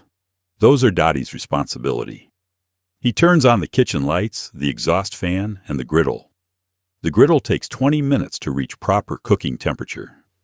Frank uses this time to set up his station. He brings eggs up from the walk-in, 4 flats at a time, stacking them within easy reach. He brings butter, bacon, sausages, and the container of pre-made pancake batter that the night cook prepared before leaving. He checks that he has bread for toast, potatoes for hash browns, and cheese for omelets. He moves through these preparations in complete silence. No radio, no humming, no conversation with himself. Just the sounds of the kitchen, the hiss of the griddle heating up, the clatter of pans being positioned, the thud of the walk-in door closing. Frank exists in his own focused world, preparing for the assault of breakfast orders that will begin in approximately 90 minutes. At 4:30 he starts the coffee. This is technically Dottie's job, but Frank does it because the coffee needs to brew and Dottie will not arrive until 5. He fills the large commercial percolator with water, dumps in what looks like roughly the right amount of coffee grounds, and starts the machine. The coffee begins its transformation from water to something approaching motor oil. Frank's communication with the waitstaff happens entirely through the order wheel. Dottie clips tickets to the wheel. Frank pulls them off, reads them, and begins cooking. He does not acknowledge receipt. He does not confirm the order verbally. He simply starts cracking eggs, or flipping pancakes, or assembling whatever has been requested. His grunts have meaning, though. A short grunt means the order is ready for pickup. A longer grunt, almost a growl, means the waitress has written something wrong or impossible, and he needs clarification. A grunt followed by pointing means he has run out of something and needs it retrieved from the walk-in. Dottie understands all of this. New waitresses take time to learn the language. The only words Frank speaks with any regularity are confirmations. Yeah, when asked if an order is ready. Nope, when asked if he can make something that is not on the menu. Out, when he has run out of an ingredient. Full sentences are reserved for emergencies or extreme circumstances. In 12 years, Dottie has heard him speak maybe 3 complete sentences. Frank cooks with minimal wasted motion. Eggs crack one-handed. Bacon gets flipped in batches using a single fluid motion of his spatula.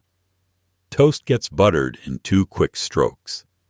Everything is economy and efficiency, movements refined through thousands of repetitions until they have become automatic. He makes mistakes rarely. The eggs come out as ordered. The bacon achieves the requested level of crispiness. The toast is usually not burnt. When he does make an error, he fixes it immediately without being asked, scraping the failed attempt into the trash and starting over. He does not apologize. He does not explain. He simply corrects. The kitchen is his kingdom. He tolerates the dishwasher because dishes must be washed. He tolerates the delivery drivers because food must be delivered. But he does not encourage conversation or company. He is here to cook. Social interaction is not part of the job description. Frank eats one meal during his shift, around 10 in the morning when the breakfast rush has ended and before the lunch preparation begins. He makes himself 2 eggs, scrambled bacon, and toast. He eats standing up at the prep counter in the back, facing the wall, finishing the entire meal in under 5 minutes. Then he returns to the griddle. He does not eat with the staff. He does not take breaks in any conventional sense. He does not sit down. He stands at the griddle for 8 hours, cooking continuously, pausing only to refill ingredients or to use the bathroom, which happens maybe twice per shift. Nobody knows anything about Frank's life outside the diner. He does not talk about family. He does not mention hobbies. He arrives before dawn and leaves in the early afternoon. Where he goes, what he does, whether he has people waiting for him at home. These are mysteries that nobody has been able to solve because nobody has been able to get him to talk long enough to ask. The owner appreciates Frank because he shows up every day and does the job without complaint or drama. The waitresses appreciate him because he cooks the food correctly and quickly. The customers never see him, which is fine, because Frank prefers it that way. You order eggs and bacon. The ticket goes to the wheel. Frank pulls it, reads it, and begins cracking eggs onto the griddle. He does not look up. He does not acknowledge that your order exists as anything other than another task to be completed. 3 minutes later, your food arrives, cooked perfectly, plated efficiently, sent out to the dining room without ceremony. Frank has already moved on to the next order. The griddle sizzles. The kitchen smells like breakfast. And Frank, as always, says nothing at all. The cash register is ancient, mechanical, and temperamental. It jams. It miscounts. It refuses to open unless you hit it in exactly the right spot with exactly the right amount of force. At the end of every shift, the owner counts the money, compares it to the receipts, shrugs, and goes home. The register sits at the end of the counter near the door, a hulking machine made of cast metal and brass fittings that weighs approximately as much as a small refrigerator. It was manufactured in 1947 by National Cash Register Company, and it has been sitting in this exact spot since the diner opened in 1952. The keys are round, ivory-colored buttons arranged in rows, each one requiring significant pressure to depress. Operating the register is a skill that takes time to develop. You cannot simply press the keys and expect the drawer to open. You must press them in the correct sequence, with the correct rhythm, applying the correct amount of force. Press too lightly and nothing happens. Press too hard and the mechanism jams, requiring someone to open the back panel and manually reset the gears with a screwdriver. The drawer opens with a violent motion, shooting forward with a metallic crash that startles new customers every time. Inside, the cash is organized in compartments: 1s, 5s, 10s, 20s. Coins live in round wells that are supposed to keep them separated, but have worn smooth over the years, allowing nickels to migrate into the dime section and pennies to scatter everywhere. Dottie runs the register during the day shift. She has developed a relationship with it based on mutual understanding and occasional violence. When the drawer jams, she does not call for help. She slaps the side of the machine with her open palm, hard, in a spot just above the coin drawer. The mechanism releases. The drawer opens. She makes change and moves on. The register produces receipts on a paper roll that feeds through the top of the machine. Each transaction prints with a satisfying mechanical clatter, numbers appearing in purple ink that fades quickly. The receipts are supposed to provide a record of all sales, allowing the owner to reconcile the cash at the end of the day. In practice, the register skips transactions randomly, prints duplicate receipts for no reason, and occasionally produces receipts that are completely blank except for the total. The owner, a man named Mike who inherited the diner from his father, counts the cash register at the end of each shift. He empties the drawer onto the back office desk and sorts everything into piles. Bills face the same direction, organized by denomination. Coins get rolled into paper wrappers, 50 cents worth of pennies, $2 worth of quarters. Then he adds up the receipts. He writes the total on a ledger sheet that lives in the desk drawer. One line for each day going back years. Then he counts the actual cash. The two numbers are never the same. Ever. Some days the register has more money than the receipts indicate. Some days it has less. The discrepancy ranges from a few cents to several dollars. Mike has stopped trying to figure out why. Maybe the waitresses make mistakes when making change. Maybe customers walk out without paying. Maybe the register simply eats money or produces it from another dimension.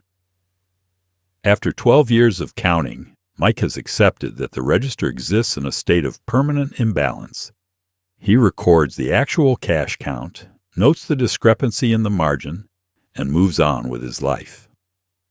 If the register is short more than $5, he talks to the waitresses, reminding them to be careful with change. If it is over by more than $5, he keeps the extra and considers it a gift from the universe. Anything less than $5 either way is just the cost of doing business with a machine from 1947. The register has been serviced exactly once, in 1958, when it stopped opening entirely. A repairman came from the city, took the machine apart on the counter, cleaned the internal mechanisms, replaced a spring that had broken, and put it back together. He charged $15 and told Mike that the register would probably last another 20 years if treated properly. Mike has not treated it properly. He has treated it like a piece of kitchen equipment, which means it gets used constantly, cleaned never, and maintained only when absolutely necessary. The keys are worn smooth from thousands of transactions. The numbers printed on them have faded to the point where you need to know their positions by memory.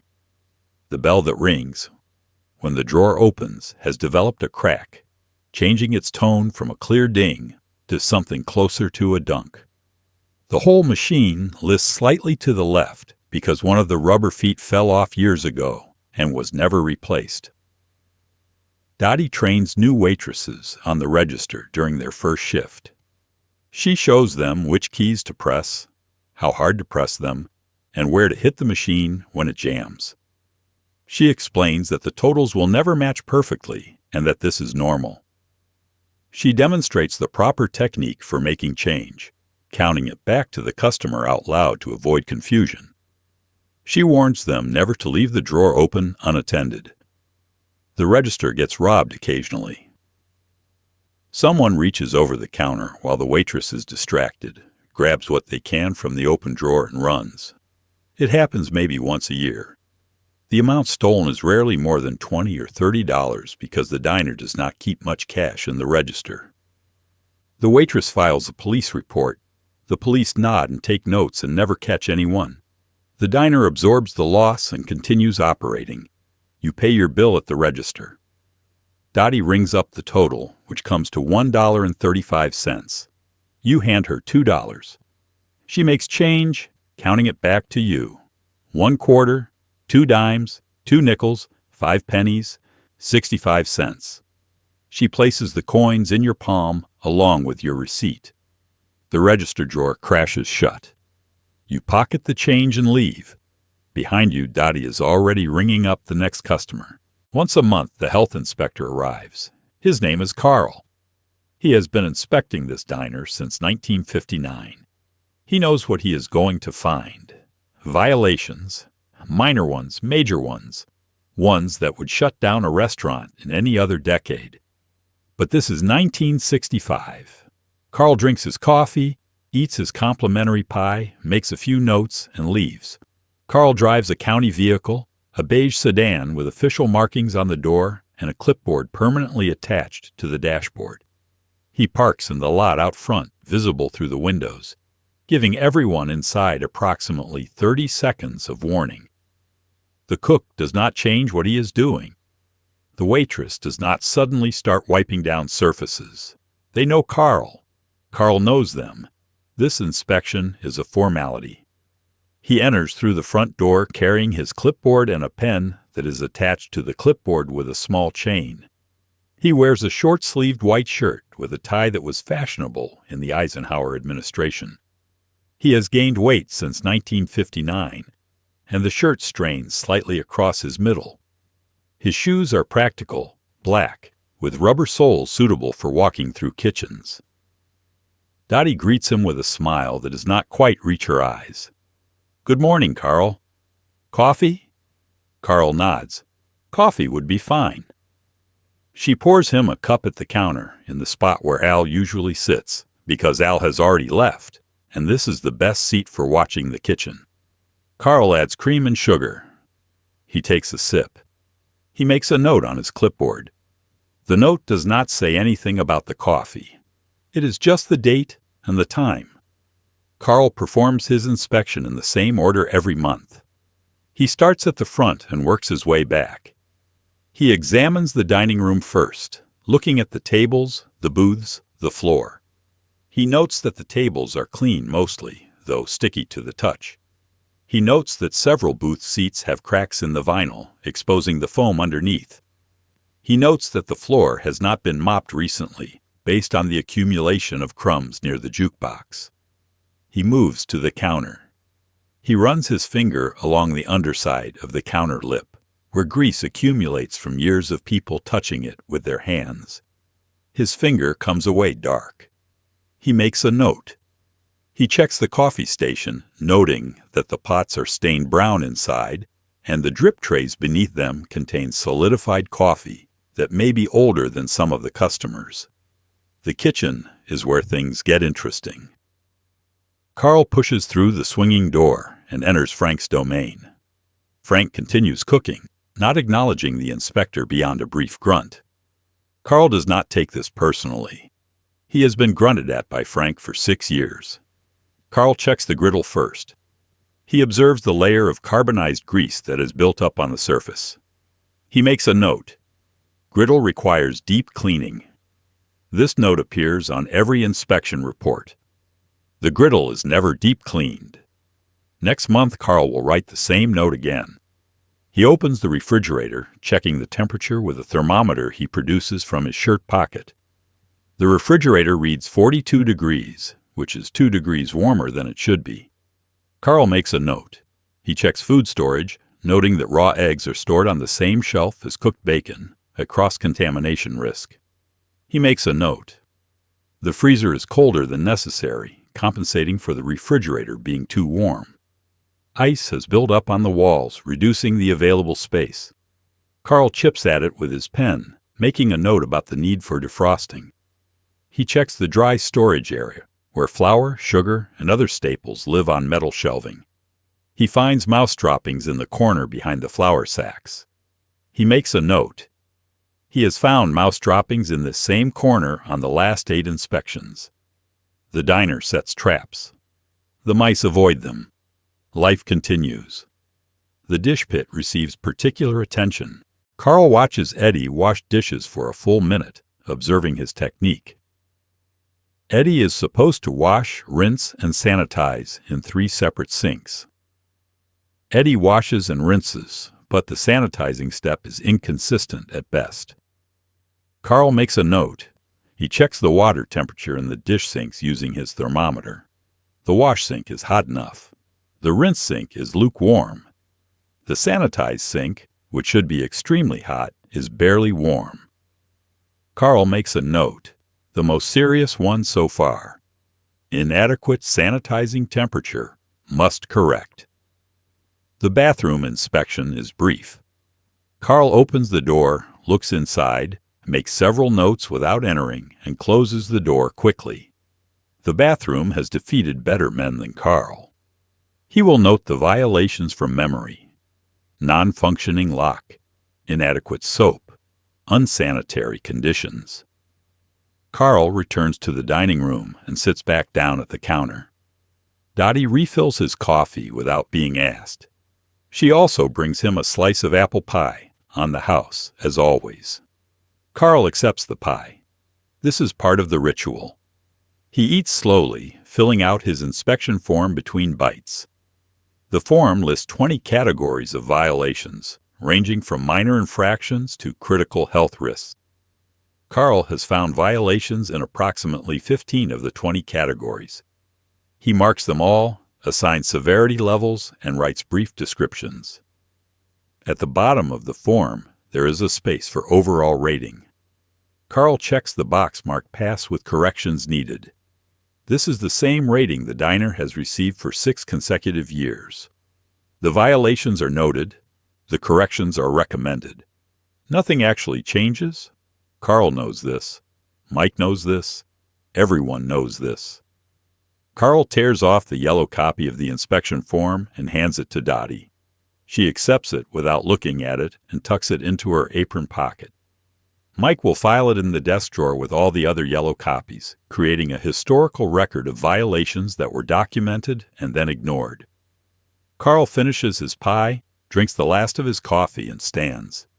He thanks Dottie for her hospitality. She nods.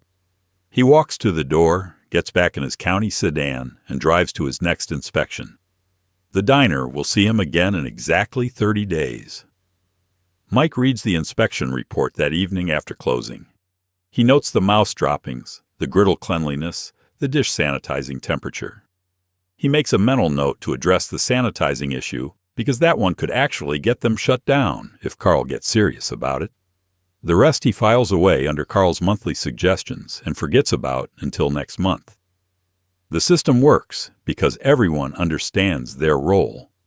Carl performs inspections because that is his job. He documents violations because that is required. Mike receives the reports and makes minimal changes because that is economically feasible. The diner continues operating because the violations, while real, are not immediately dangerous to public health. Probably. And in 1965, probably is good enough. The food arrives before sunrise. A truck pulls up to the back door, and a man named Sal unloads crates of eggs, packages of bacon, bags of potatoes, and boxes of mystery meat. He does not ask questions. The diner does not offer answers. Money changes hands. The truck drives away. Sal arrives at 4:30 in the morning, driving a refrigerated truck that has seen better decades. The truck is white, or was white once, now faded to a gray that matches the pre-dawn sky. The refrigeration unit on top rattles and wheezes, fighting to maintain a temperature that could generously be described as cool. Sal has been making this delivery 3 times a week since 1961. He backs the truck up to the loading area behind the diner, tires crunching on gravel, exhaust visible in the cold air. He cuts the engine, but leaves the refrigeration unit running. He has other stops after this one, and if the unit shuts off completely, it might not start again. He learned this lesson the hard way in 1963. Frank hears the truck and comes to the back door, propping it open with a wooden wedge kept specifically for this purpose. He does not greet Sal. Sal does not greet Frank. They communicate entirely through gestures and grunts, a language they have developed over 4 years of pre-dawn deliveries. Sal opens the back of the truck, revealing stacks of wooden crates and cardboard boxes arranged in an order that makes sense only to him. He consults a clipboard, checking off items as he unloads them. 4 crates of eggs, 6 boxes of bacon, 3 cases of sausage links, 2 bags of potatoes, a box of pre-formed hamburger patties, a case of sliced cheese, various other items that the diner has ordered or that Sal is trying to get rid of before they expire. The eggs come in wooden crates, each crate holding 30 dozen eggs arranged in cardboard flats. The crates are heavy, awkward to carry, and prone to splinters. Sal stacks them on a hand truck and wheels them to the door. Frank takes them from there, carrying them into the storage area 2 at a time. The bacon arrives in cardboard boxes, each box containing 10 one-pound packages of sliced bacon. The bacon is not premium quality. It is commercial grade, the kind that comes from parts of the pig that do not make it into the better cuts. It is fatty, inconsistent in thickness, and will shrink significantly when cooked. It costs half what premium bacon costs, and the customers cannot tell the difference once it is on their plate. The sausage links come frozen in plastic bags, each bag containing approximately 50 links. They are pre-cooked, theoretically, requiring only reheating on the griddle to serve. The links are uniform in size and color, suggesting they were extruded from a machine rather than hand-formed. They taste like salt, pepper, and vague pork flavor. They cost even less than the bacon. The potatoes arrive in 50-pound burlap sacks, rough and dirty, still carrying soil from whatever field they were harvested from. These will be scrubbed, peeled, and cut into chunks for hash browns, or boiled whole for mashed potatoes. The sacks are heavy enough that Sal grunts when he lifts them, and Frank, who is not a young man, grunts louder when he takes them. The hamburger patties are pre-formed and frozen, arriving in boxes of 40. Each patty is exactly the same size, exactly the same thickness, exactly the same weight. They were made in a factory somewhere in the Midwest, formed by a machine that produces thousands per hour, packaged, frozen, and shipped to diners across the country. They will cook up gray and dense, but they are cheap and consistent. The cheese is American, sliced thin, each slice individually wrapped in plastic. The slices are perfectly square, perfectly uniform, and taste like salt and milk and nothing else. They melt easily on burgers and in grilled cheese sandwiches. They are bright orange, a color that cheese does not naturally occur in, but that customers have come to expect. Other items come and go based on the season and what Sal is trying to move. Fresh tomatoes in summer, canned tomatoes the rest of the year, lettuce that is wilting but still technically edible, onions by the bag, pickles in gallon jars, coffee in 5-pound cans, ketchup in institutional-sized bottles. Sal unloads everything in approximately 15 minutes. Frank checks the delivery against the order sheet, a piece of paper that Mike filled out 2 days ago. The numbers mostly match. If something is missing, Frank grunts and points at the list. Sal shrugs and makes a note to credit the account. If something extra has been included, Frank accepts it without comment. Bonus bacon is always welcome. The money transaction happens at the end. Mike prepaid most of this order, but there is always a balance due for extras or adjustments from the previous delivery. Sal presents an invoice. Frank disappears into the office and returns with cash, counted out in worn bills. Sal counts it again, slowly, his lips moving slightly. The amount is correct. He puts the cash in his shirt pocket, makes a note on his clipboard, and prepares to leave. The entire transaction takes place with minimal words. Sal might say eggs while unloading eggs, confirming what Frank can already see. Frank might say short if a box is missing, pointing at the discrepancy. Beyond that, silence. They have been doing this for years. They understand each other perfectly. Sal climbs back into his truck, starts the engine, and pulls away from the loading dock. The refrigeration unit coughs and resumes its labored operation. He has 4 more deliveries to make before sunrise. Other diners and restaurants waiting for their shipments of commercial-grade food. Frank closes the back door and begins moving the delivery into its proper storage locations. Eggs into the walk-in, bacon and sausage into the freezer, potatoes into the dry storage area, cheese into the refrigerator. Everything organized by type, by expiration date, by how quickly it will be used. By the time Dottie arrives at 5, the delivery has been completely put away.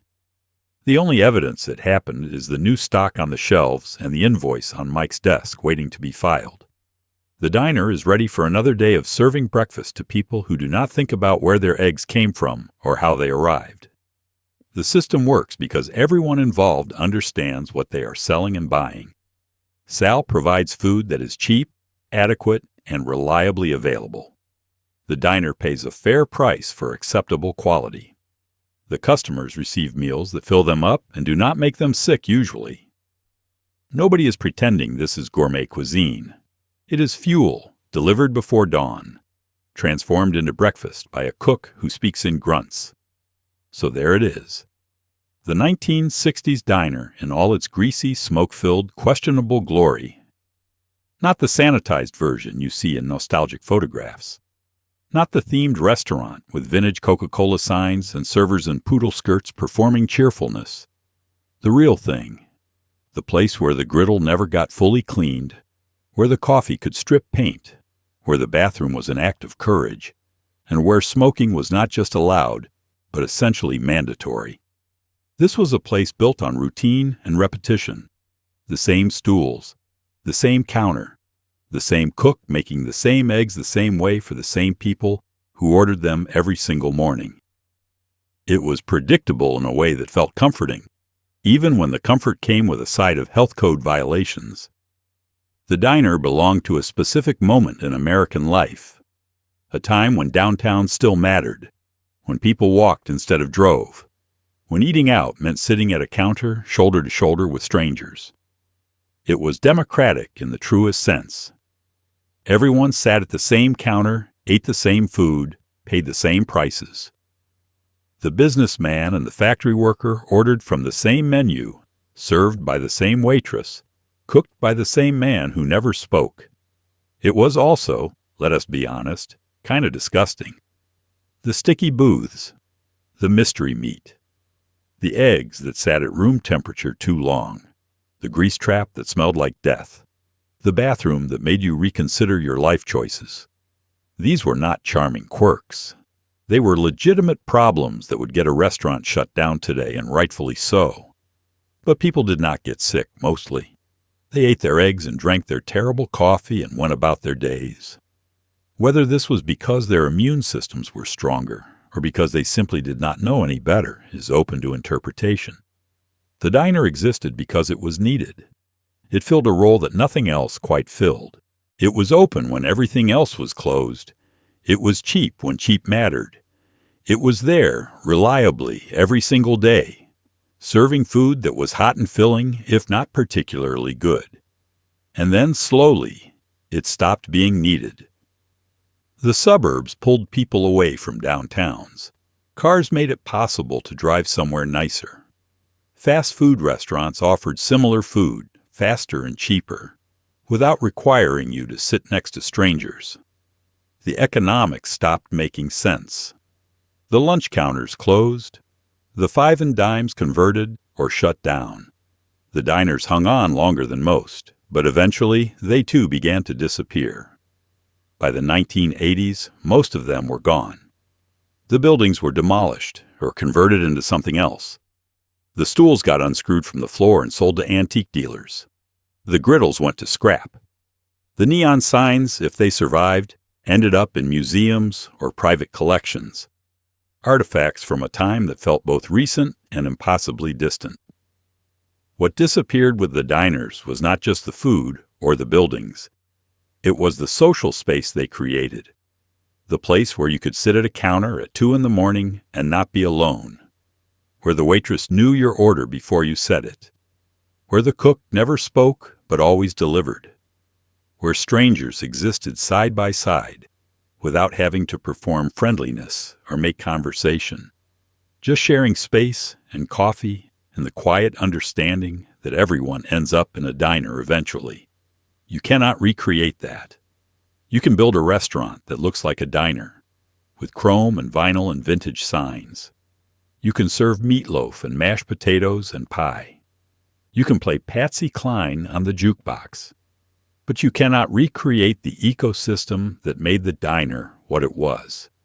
The foot traffic, the downtown location, the economic reality that made a 75-cent meal meaningful. That world is gone. The people are gone too, mostly. Frank the cook, Dottie the waitress, Al the regular who came every morning at 6, Eddie the dishwasher, Carl the health inspector, Sal the delivery driver. They have all aged out or moved on or passed away. The diner existed because they existed, and when they left, it left too. But if you were there, if you sat at that counter and drank that terrible coffee and ate those questionable eggs, you remember it exactly. You remember the squeak of the stool when you swiveled. You remember the weight of the ceramic coffee cup. You remember the smell of bacon grease and cigarette smoke mixed together in a way that should not have worked, but somehow did. You remember the waitress who called you honey and the cook who never looked up from the griddle. Those details do not fade the way other memories do. They stick with you, sticky like the booths, permanent like the stains on the counter. Because the diner was not just a place to eat. It was a place to exist, to be human, to sit down, be fed, without judgment or expectation. And for a few decades in the middle of the 20th century, that was enough. The diner was enough. Exactly enough. Nothing more, nothing less. Just a counter, some stools, a cook, a waitress, and coffee that never stopped brewing. It is gone now. But if you close your eyes, you can still hear it. The sizzle of the griddle, the crash of the register drawer, Patsy Cline on the jukebox, the sound of the stool squeaking under your weight as you sat down, ready for eggs and coffee and whatever else the day had waiting.